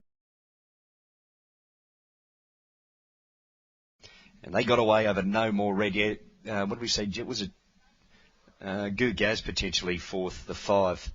Yeah, that'll be the interim result, 2-7-1-5. Harbell's the winner. So 2-7-1 and 5. Justin Huxtable getting number 2 Harbell home at $4 and $1.60. It was second favourite. Number 7 Cloudy Miss at $3. Number 1 No More Red $1.80 and 5 Gugaz. The favourite got 4th. 2-7-1 and 5. The Cornella $48. Exacta 50, the trifecta 381, and the first 4 $1,284. The early quaddie is 1, 7, 10 and 2, 642, and the running double 10 and 2 has paid $93. When we go back to Gatton race 5, is the first leg of the quaddie, and it goes at 2.57. Now, an RSN Racing and Sport market update. 9 minutes out. Harry White is your form analyst today, and race 5 at Pakenham on the tote. Number 2, Captain Cole, is at $42. Number 3, Deceptive, is at $12.60. 5, Lolly Money at $5. 6, This City, $8. 7, Miss You 2, $11.90. 9, Carnival Row is at $7.10. Tote favourites, number 10, Dun Low at $4, $1.80 the place. It's $3.10 fixed odds. Benny Allen is with it, looking for a double. Number 11, Wilmot, is at $5.30. Number 12, Diminutive, is at $13. 13, King of Hampton, is at 100 to 1. And at 140 to 1, number 14, Touch Me Toes. Lachlan King is a pickup ride with number 13, King of Hampton. And Amy Herman is a pickup ride with number 14, Touch Me Toes. Harry White done low as the favourite. Ben Allen looking for a favourite in the, looking for a double with the favourite in the next. Yeah, and they might just be able to do so there, John. I'm just chasing a bit of value. Numbers 7, 10, 5 and 11. Miss You 2 is a horse that I've had my eye on from the jump outs. Comes up at a nice enough price. She was just a 25,000 New Zealand dollar ready to run sale purchase over there, but it's been given time, and as always with Michael Kent trained horses, has been very well educated by way of jump outs. I think tactics will be interesting from the low draw, but as I said, from a pricing point of view, that's the way I've gone. Done low, suited to the rise in distance. There was a key scratching or two this morning, so that's promoted Dunlow into that favouritism, and the money keeps coming on race day, so being respectful of that. Lolly Money's very race fit, has been good on the synthetic of late, and then Wilmot's another debutant who I thought looked to have ability based on jump outs and has been kept very safe in betting on the back of those jump outs. But 7 each way to beat 10, 5 and 11. Okay, what's the 7 worth at the moment? Around $11 or $12, John. Yeah, no, love the value from UH. That's fantastic. Okay, 7, 10, 5 and 11 from Harry White, and we'll come back and have a look at any late moves a little bit closer to the start. Just give us your comment on the your hopeful winner there at the value, Harry. What is it that you're warming to? The jump out form from the stable from the Kents, is that right? Yeah, just the way the horses work through the line at the jump outs, and as you know, Michael Kent Senior, he gives his horses plenty of time. He's had plenty of success with the ready to run sales across in New Zealand, and I like that he's got Wimaru Pinon, who's obviously apprenticed to his stable during his tenure in Australia. So just ticks nice enough boxes. You know the horse will be well educated, good jockey on its back, low draw to potentially utilise. So I thought at the double figures, you'd be crazy not to have a crack. Righto, Harry. Thank you very much. It's 2. RSN Racing and Sport. Weather for Melbourne. First chance to really check it out for you this afternoon. Looking out the window, it doesn't... I'll just break my neck and turn around. Yeah, it doesn't look too bad out there. There's plenty of blue holes. There's a little bit of low cloud around, but 15 degrees is the forecast top for the city and suburbs this afternoon. Bureau have forecast a cloudy afternoon, but no rain or showers have been part of that forecast. Just light winds this afternoon, so quite pleasant. Overnight tonight down to 5 degrees.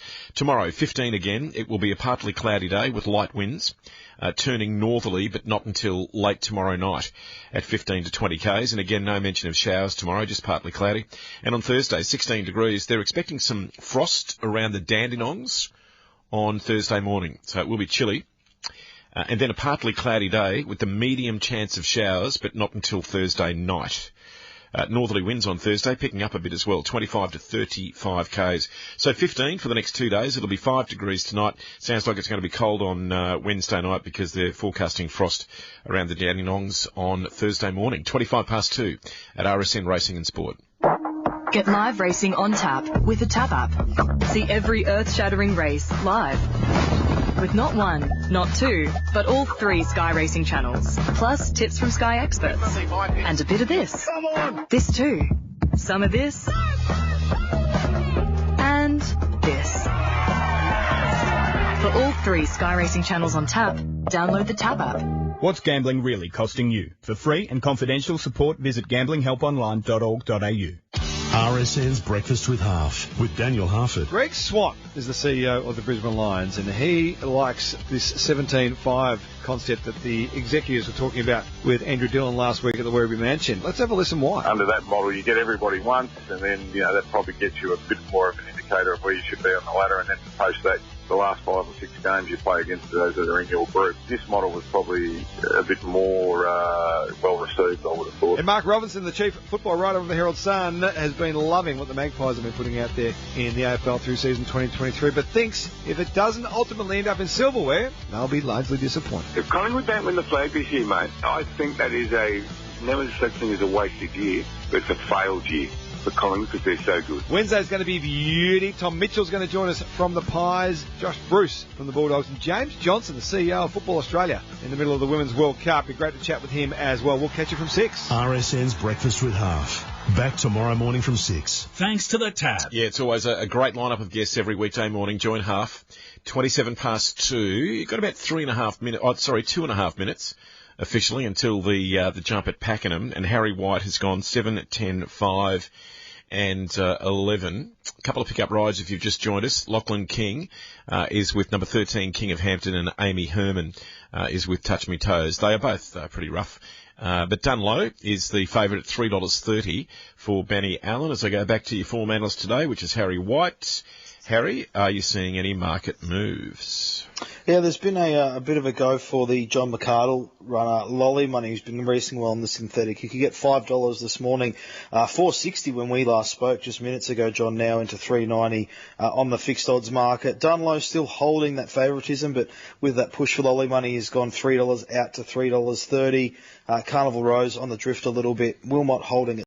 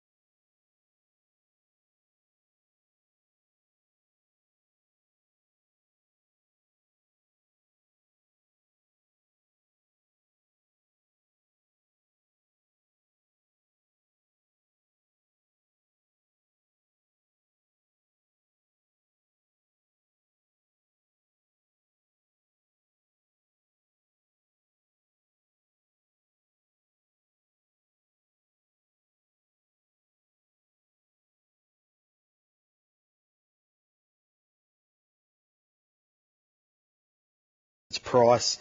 And then a few other horses have gone the other way, being one of time 125.22. So 10, 5, 9 and 6, those details in just a moment, and also to Harry White. And we're just about set for the fourth, which is the first leg of the quaddie at Bathurst. Late money, $7 into $4.80. The best move is Karma Karma, number 5. But Turn Up the Night is the favourite, having said that, at $3.80. Number 3 and numbers 5, both at $5. Marigold's Dream and Karma Karma.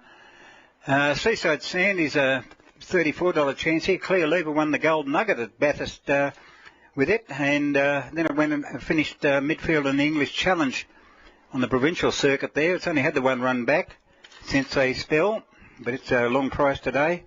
Finished unplaced at Gosford. So they're getting them ready here. They've got a nice run. In fact, I think the starter might be moving around front. First leg of the quadrilla. In fact, they're close to a start here. Red light comes on. Stand by. All set to go here. Turn Up the Night will run the favourite. It seems they're off and racing. Shikashai, Karma Karma. Out wide they began well, Mrs. Bigglesworth, and Turn Up the Night's now driving through to third. Seaside Sandy was fourth, followed then by Maryland Bridge. It's going through on the inside of Mrs. Bigglesworth. Marigold's Dream is back about seventh. Midfield Can Do It on its outside. A couple of lengths back to Encyclopedia. As they sweep down the back of the course, there's one on its outside, their colours just obscured. It is Arian Story. Another 2.5 lengths back to Dungenny, and Opal Glory was last. Shikashai at the 800, led by a length and 3/4 now to Karma Karma. Seaside Sandy joined on the outside by Turn Up the Night. Maryland Bridge is fifth on the inside of Mrs. Bigglesworth, followed then by Maryland's Gold, who's over on the fence there. Can Do It, it's outside. Arian Story starts a run, but out deep on the track. A good break back. Encyclopedia as they race up towards the home turn. Then comes Dungenny, and last of all Opal Glory. Shikashai will lead around the bend. Turn Up the Light is out wide. Karma Karma the centre, followed then by Can Do It, who's out wide. Inside it there was Mrs. Bigglesworth, and Marigold's Dream was back centre field. Turn Up the Night went after Shikashai, Karma Karma. Mrs. Bigglesworth, Can Do It's running a race on the outside. Here comes Turn Up the Night coming at Shikashai. Turn Up the Night race the lead, and Turn Up the Night beat Shikashai. Mrs. Bigglesworth third.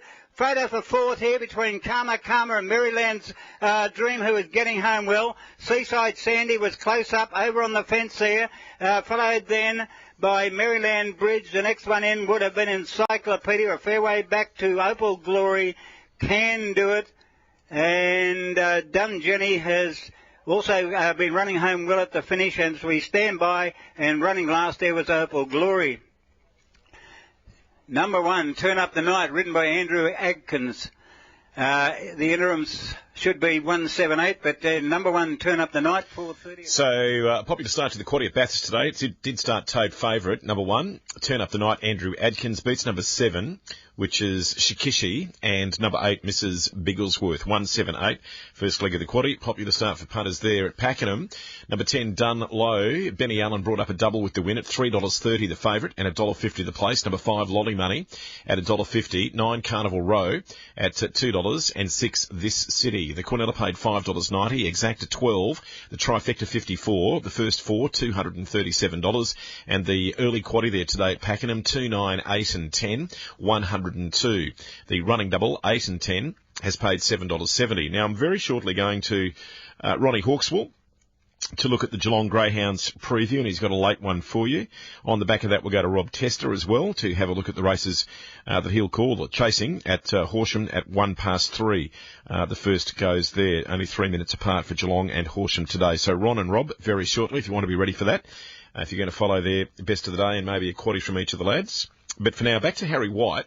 After the win of Dunlow, number 10 at Pakenham. Just prior to your quaddie suggestions, Harry, what did you think of Dunlow? Yeah, it was quite good. Obviously, Dunlow and Lolly Money were fighting at favouritism, duelling, and it's how it sort of worked out for those two through the line. They had a decent margin on the rest of them. I think Greg Urell's runner, This City, from right back, flashing home late after a good run the start prior, is the horse that we might follow out of the race up to 1,600 metres in a maiden last start. And certainly a good first up run by Carnival Row, but pretty hard to well, I mean, we can follow them out of it in maidens. The top two, Dunlow and Lolly Money, well, they'll both probably be winning next start as well, I think. And Benny Allen continues his good form with a double there today. Yeah, he's a good rider, and as well as having DJing skills, which we've touched on before, John. But nice, patient pair of hands, and generally times he runs very well, as we saw then and the start prior, and then the race prior, I should say, or race 3 with Dun Dancer. Okay, Logan McNeil, Craig Newitt and Celine Gaudry have all got one each, as well as Ben's double. Let's attack your quaddie. Harry, starting at race number 6, which is the next there, not too far away. Good luck with your quaddie suggestions today. In the first leg of the quaddie, Carleen Heffel has a pick-up ride with number 8, Fairy Spirit, but Brian Higgins has got the favourite, Dick Whittington, number 2. Yeah, Dick Whittington's the only one I need in the quaddie, John. I know Adam's keen. I know everyone's pretty much keen, and the market support's been there on race day. So I'm happy to go one out in the first leg, just number 2. Oh, okay, righto. Through to race 7, Diesel and Dust is the favourite, the top weight at $3.10 fixed odds, Dakota Keane. Yeah, well, Diesel and Dust, won both starts this preparation and has beaten the second favourite All England in both starts, but All England had excuses in the run, so I think that horse has to go in, as does Amboon and Licorice Prince, where the money's gone. So numbers in the second leg of the quaddie are 1, 3, 5 and 6. 1, 3, 5 and 6 second leg. Through to race 8, Liam Reardon picks up a ride, and it's with the fixed odds favourite, Harry, at $3.60, and that is Mapergo, number 4. I've got no knock on Mapergo, John. I'm just chasing a bit of value and hoping that we can get something of value to support the quaddie, especially if we're standing out an odds-on favourite in the first. So Korobaniki on top for me, but I think a few other runners have to go in. So numbers of the third leg of the quaddie are 2, 4, 9, 11. 2, 4, 9 and 11. And, of course, we'll come back and speak to Harry about each of these as a race in its own entity prior to each start. And in the last, Harry, to get us home, race 9, this looks... Well, I was just going to say it looks very open, but they are backing fixed odds now. Keith Needs a Feed, number 3, Matty Chadwick, into $3.10. It's a clear-cut favourite now. Yeah, I'm with Keith Needs a Feed, but I think that if this horse doesn't win, it's pretty open. After so that, it is. I'm not prepared to trim up this leg of the quaddie, especially we've already done the first leg. So I'm still going to put my top 4 selections in. So race book order, last leg of the quaddie, numbers are 3, 7, 9 and 12. 3, 7, 9 and 12. So just check me, Harry. First leg, 2 on its own. You're confident. Second leg, 1, 3, 5 and 6. Third leg, 2, 4, 9 and 11. And to get us home, 3, 7, 9 and 12. Yeah, that's correct, John. I think we get through that first leg with Dick Whittington at the short odds and just hope that one of those other 4 in the other legs can get home. But it looks a gettable quaddie today. Okay, we'll come back with Harry shortly. I'm about to go to Ronnie Hawkswell and Rob Tester at Bathurst. Number 1, Turn Up the Night, paid $3.70 and $1.40. Number 7, Shikishi, paid $8.50. 8, Mrs. Bigglesworth, $1.60 and 3, Marigold's Dream. The Quinella was $63, the Exacta $92. Trifecta has paid $432, and the first 4 at Bathurst, 1, 7, 8 and 3, $1,314. The early quaddie, 2511, $555, and the running double, a pair of ones, paid $14.40. The first at Geelong Dogs this afternoon, first green light of the afternoon with Ronnie Hawkswell is at 2 minutes to 3, and here's Ron with a look at that meeting this afternoon. Right, thanks, John. Good afternoon to you and good afternoon, everybody. Welcome to Greyhound Racing here at Geelong today. The 11 race cards starting at 2:58. My best bet for the card comes up in race 10, number 6, which is Lily Crackers. Lily Crackers here at Geelong has raced on 16 occasions for 2 wins and 8 placings. Overall, it's only had 17 starts. 17 starts overall, so that's a good performance there. 16 here at the track for Lily Crackers is a PB of 22.78, so I think that's going to be well in her favour in race number 10, number 6, Lily Crackers, trained locally at Lara by Wesley Kenyon. Race 10, number 6, Lily Crackers is the best. One late one, please note for the day. One late scratching. Go to race 5, number 6, My Shout Boys. Race 5, number 6, My Shout Boys is the one late one. That's the first leg of the quaddie, so just readjusting our tips there. The first leg, 5-3-8-1, 5-3-8-1, the first leg. So I think for the quaddie, what I'm going to do, it's a $72 for a dollar, but take it for $40. That'll give you a little bit over the 50% share. First leg, 1, 3, 5 and 8. The second leg, 4 and 6. The third leg 1, 4, 7. The last leg 5, 6, 7. So 1, 3, 5 and 8 into 4 and 6 into 1, 4, 7 into 5, 6 and 7. My play for the day, if you don't fancy taking that quaddie here today, my play of the day would be just to box the first 4 tips up in the 11 race. A bit of a play there. Maybe box them for $10 each race. That'll give you about a 41% share and a bit of fun throughout the day. So let's hope we can find a winner throughout the day. Repeating my best, race 10, number 6, Lily Crackers. Race 1 due in about 13 minutes. The early favourite, number 6, Rage and Naval, at 260. The first at 258. Yeah, and Ronnie's selections, race 1 are 8, 1, 6 and 4. 8, 1, 6 and 4. Now, the second of the dogs to kick in this afternoon, very shortly after that, at 3:03, is Rob Tester's meeting at Horsham. Here's Rob with the preview there. Right, thank you, John. Good afternoon to you. Good afternoon, all. Welcome to Horsham. Track rated good. It's a bit on the chilly side, as you'd expect at this time of the year. No sign of any rain under a bit of cloud cover. No late scratchings at Horsham. Our quaddie for the day, leg 1, it's a tricky affair. The first leg, really didn't know what to make of it, so we've loaded it up a bit. It's 7, 8, 1 and 2 in the first leg. In the second leg, 3 and 7, Hasco Bale and Burns Ability. Into 2, 4, 5, Blue Kabang, Fleur Bale and Notorious Billy, home with 1 and 4, Ike Bale and Demora Cruz. If you want to cut it down a bit, number 1 looks a good thing in race 8. Number 1, I've taken 4 as a bit of insurance. Our best race 4, number 8, Brigadoon Rose.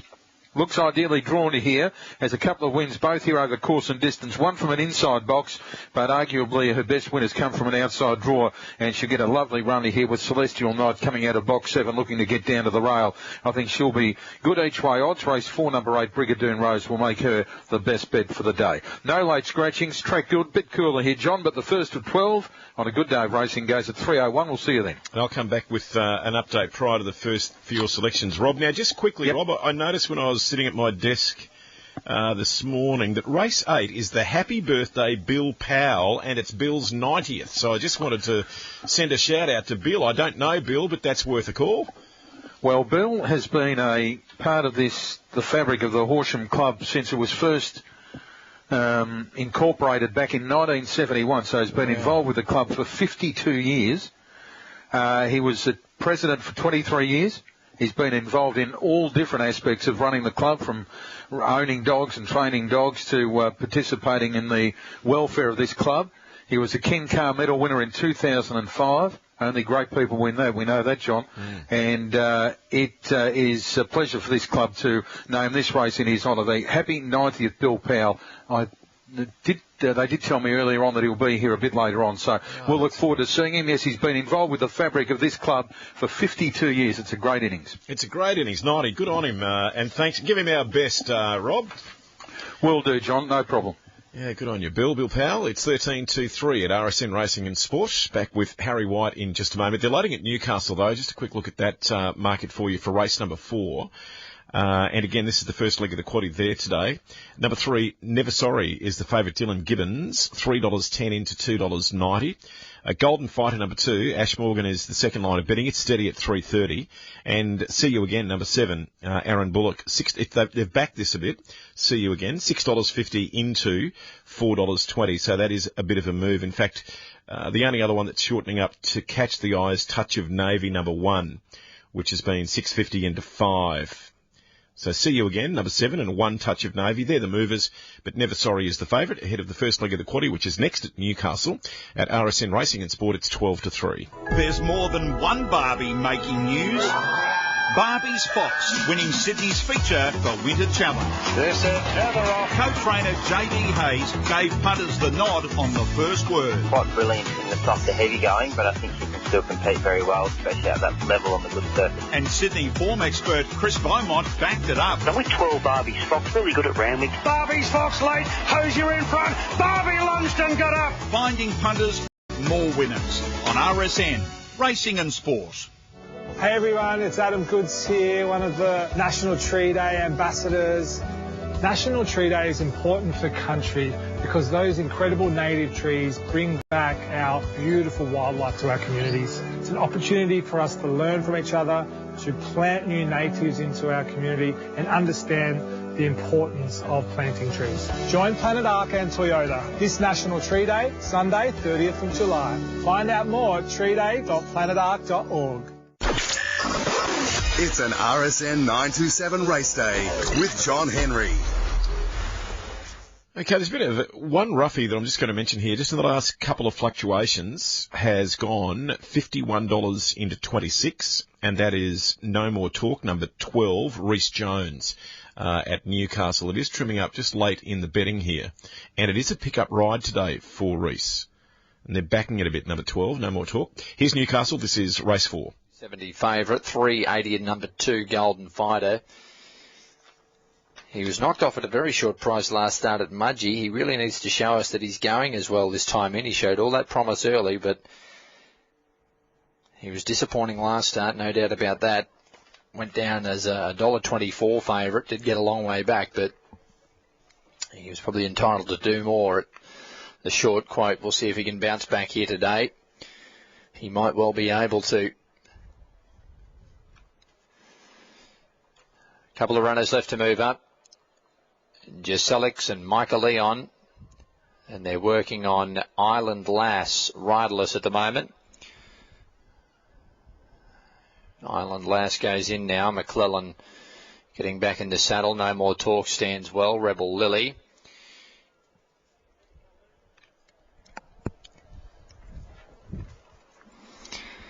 Now up comes Gisellix. Stand by. Red light turned on. Race 4, Class 1, 1200. Never Sorry is your favourite, drawn handy.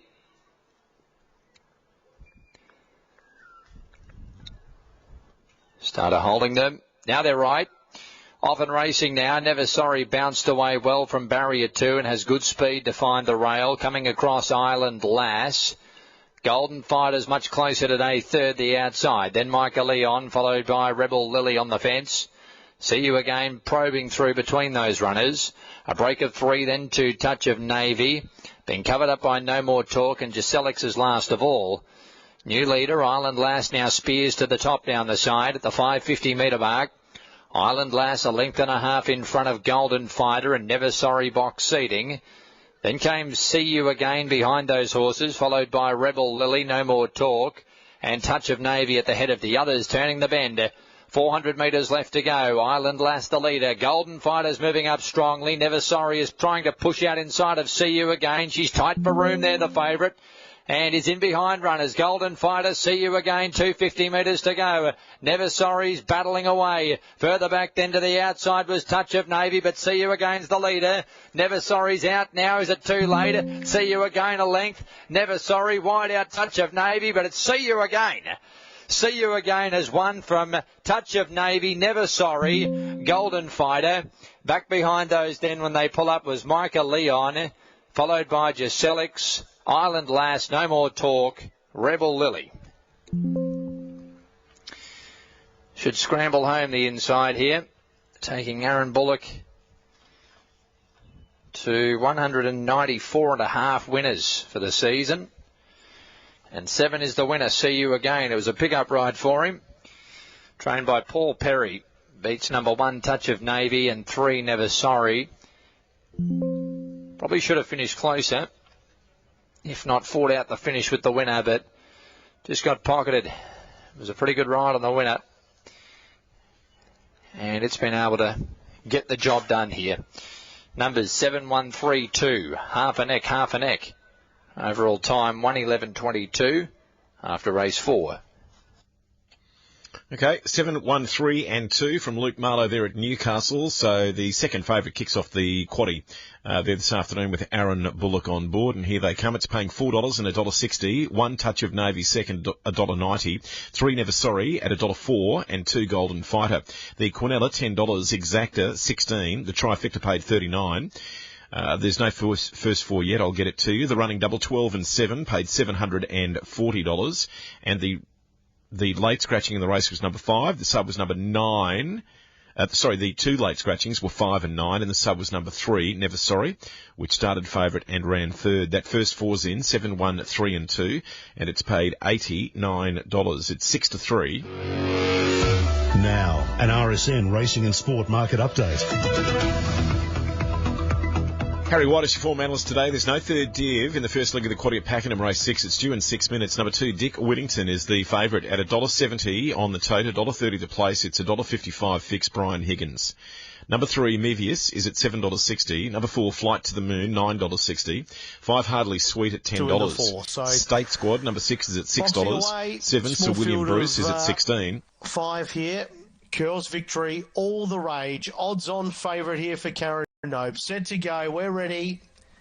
Lids up and racing, and speed from Curls Victory in the centre, hunting forward. It got 3 clear early of Sub-Zero Annie. This might be all over. Then French for Bread, Deadly Redeemer, and Right Way. Look at this go. Curls Victory, a dominant winner, bolts in by about 6 lengths to in second French for Bread, Deadly Redeemer, then Sub-Zero Annie, and Right Way was the last one to clock in. That was flying. Girls Victory, and it pays odds off 2 beats, 4 beats, 1 beats, 5. 5th event from Gatton, 1:45 away as we start the quaddie. Daring Diego is a Paul Joyce special. Damien Courtney is tipping it as well, and Daring Diego is the favourite for Damien Thornton. Tony Gollan, 140 into 120. It's been hammered at the top. Idyllic is for Jimmy Orman, David Van Dyke, $4 out to $5.50. Favourites off the map, and very, very short now with the tab. With the bookmakers, 15 minutes ago they posted $1.26. It got out to $1.28. It's into $1.20. It's been hammered everywhere. Idyllic is $4.40 out to $5.50. The rest are at big odds, and there's nothing of major importance to tell you about there. It's 2 runs this preparation, have both been in tougher grade. 5th without a lot of luck at Ipswich last time out behind Dwindling Spirit. In traffic, he got beaten 2.3, got beaten 3.5 first up at Doomben in a midweeker over the 1,200 metres. Anthony Collins is ready to call the 5th. We join him.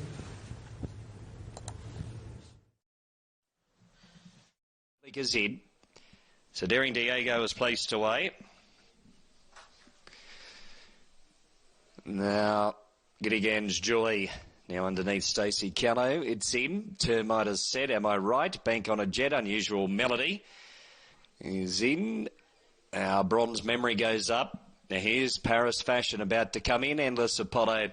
Reva Merricane about to come forward as well. And we'll be all in the stalls and set and ready to go for the opening leg of the quaddie here this afternoon. Reva Merricane, a first starter by a Merricane. And it's the first starter for the trainer as well. Harness racing fans will know this name well and truly. Tim to race winner right across every aspect of harness racing. Wish him all of the very best with Reva Merricane, who's the last runner to get set. 1,400 metres, stand by. Daring Diego, well found as the 5. Lights are on, gates are back, and they're off. Now Daring Diego way about third. Idyllic from the inside won the start. Termite up to second. Daring Diego will land third. Unusual Melody and Bronze Memory press forward. Giddigan's Joy is out deeper out on the track. Bank on a Jet is next. And then came Endless Apollo. Reva Merricane will balance up back second at last, and Paris Fashion whips them in. Last of all over on the inside. So up front it's now Idyllic, the pace setter off the back, coming down leading the way by about a long neck. Unusual Melody. Bronze Memory next. Then came Daring Diego and also Termite. 2 further back in the field to Bank on a Jet, and also Am I Right? Well back in the field to Paris Fashion. Then came Endless Apollo. Reva Merricane still back at a rearward spot, racing back second to last, and Giddigan's Joy is now the last runner. So 600 metres now from the judge. It's Idyllic in front, every post to win of the second favour, and it's sneaking along now in front, 3 parts of a length over Bronze Memory. Followed then by, towards the outside there was Termite. Now Daring Diego's coming forward there at the centre as they approach the home turn. Bank on a Jet, Paris Fashion, heading the remainder of the field, say homeward bound. It's Idyllic in front, but Daring Diego ranging up. The favourite hit the front, and Bank on a Jet goes together there with it, but it's Daring Diego in front. 100 to go in front by a length and a half, coming away, and Daring Diego beating Bank on a Jet. Paris Fashion followed by Idyllic. Further back in the field at Termite, and then came Unusual Melody. Am I Right? Reva Merricane, and together there with it there was Giddigan's Joy, Bronze Memory, and we've lost one here. Endless Apollo. And Daring Diego does the job as the favourite. Throttle down late for Damien Thornton, and it pays $1.30 on the UTAB, the New South Wales, and $1.40 on the Super Tab. 10 beats 9, beats 15. 3 will run fourth, and the main quaddie underway with Daring Diego's win as the hot favourite. And there's 3 races to come at Gatton. 6th event from Pakenham is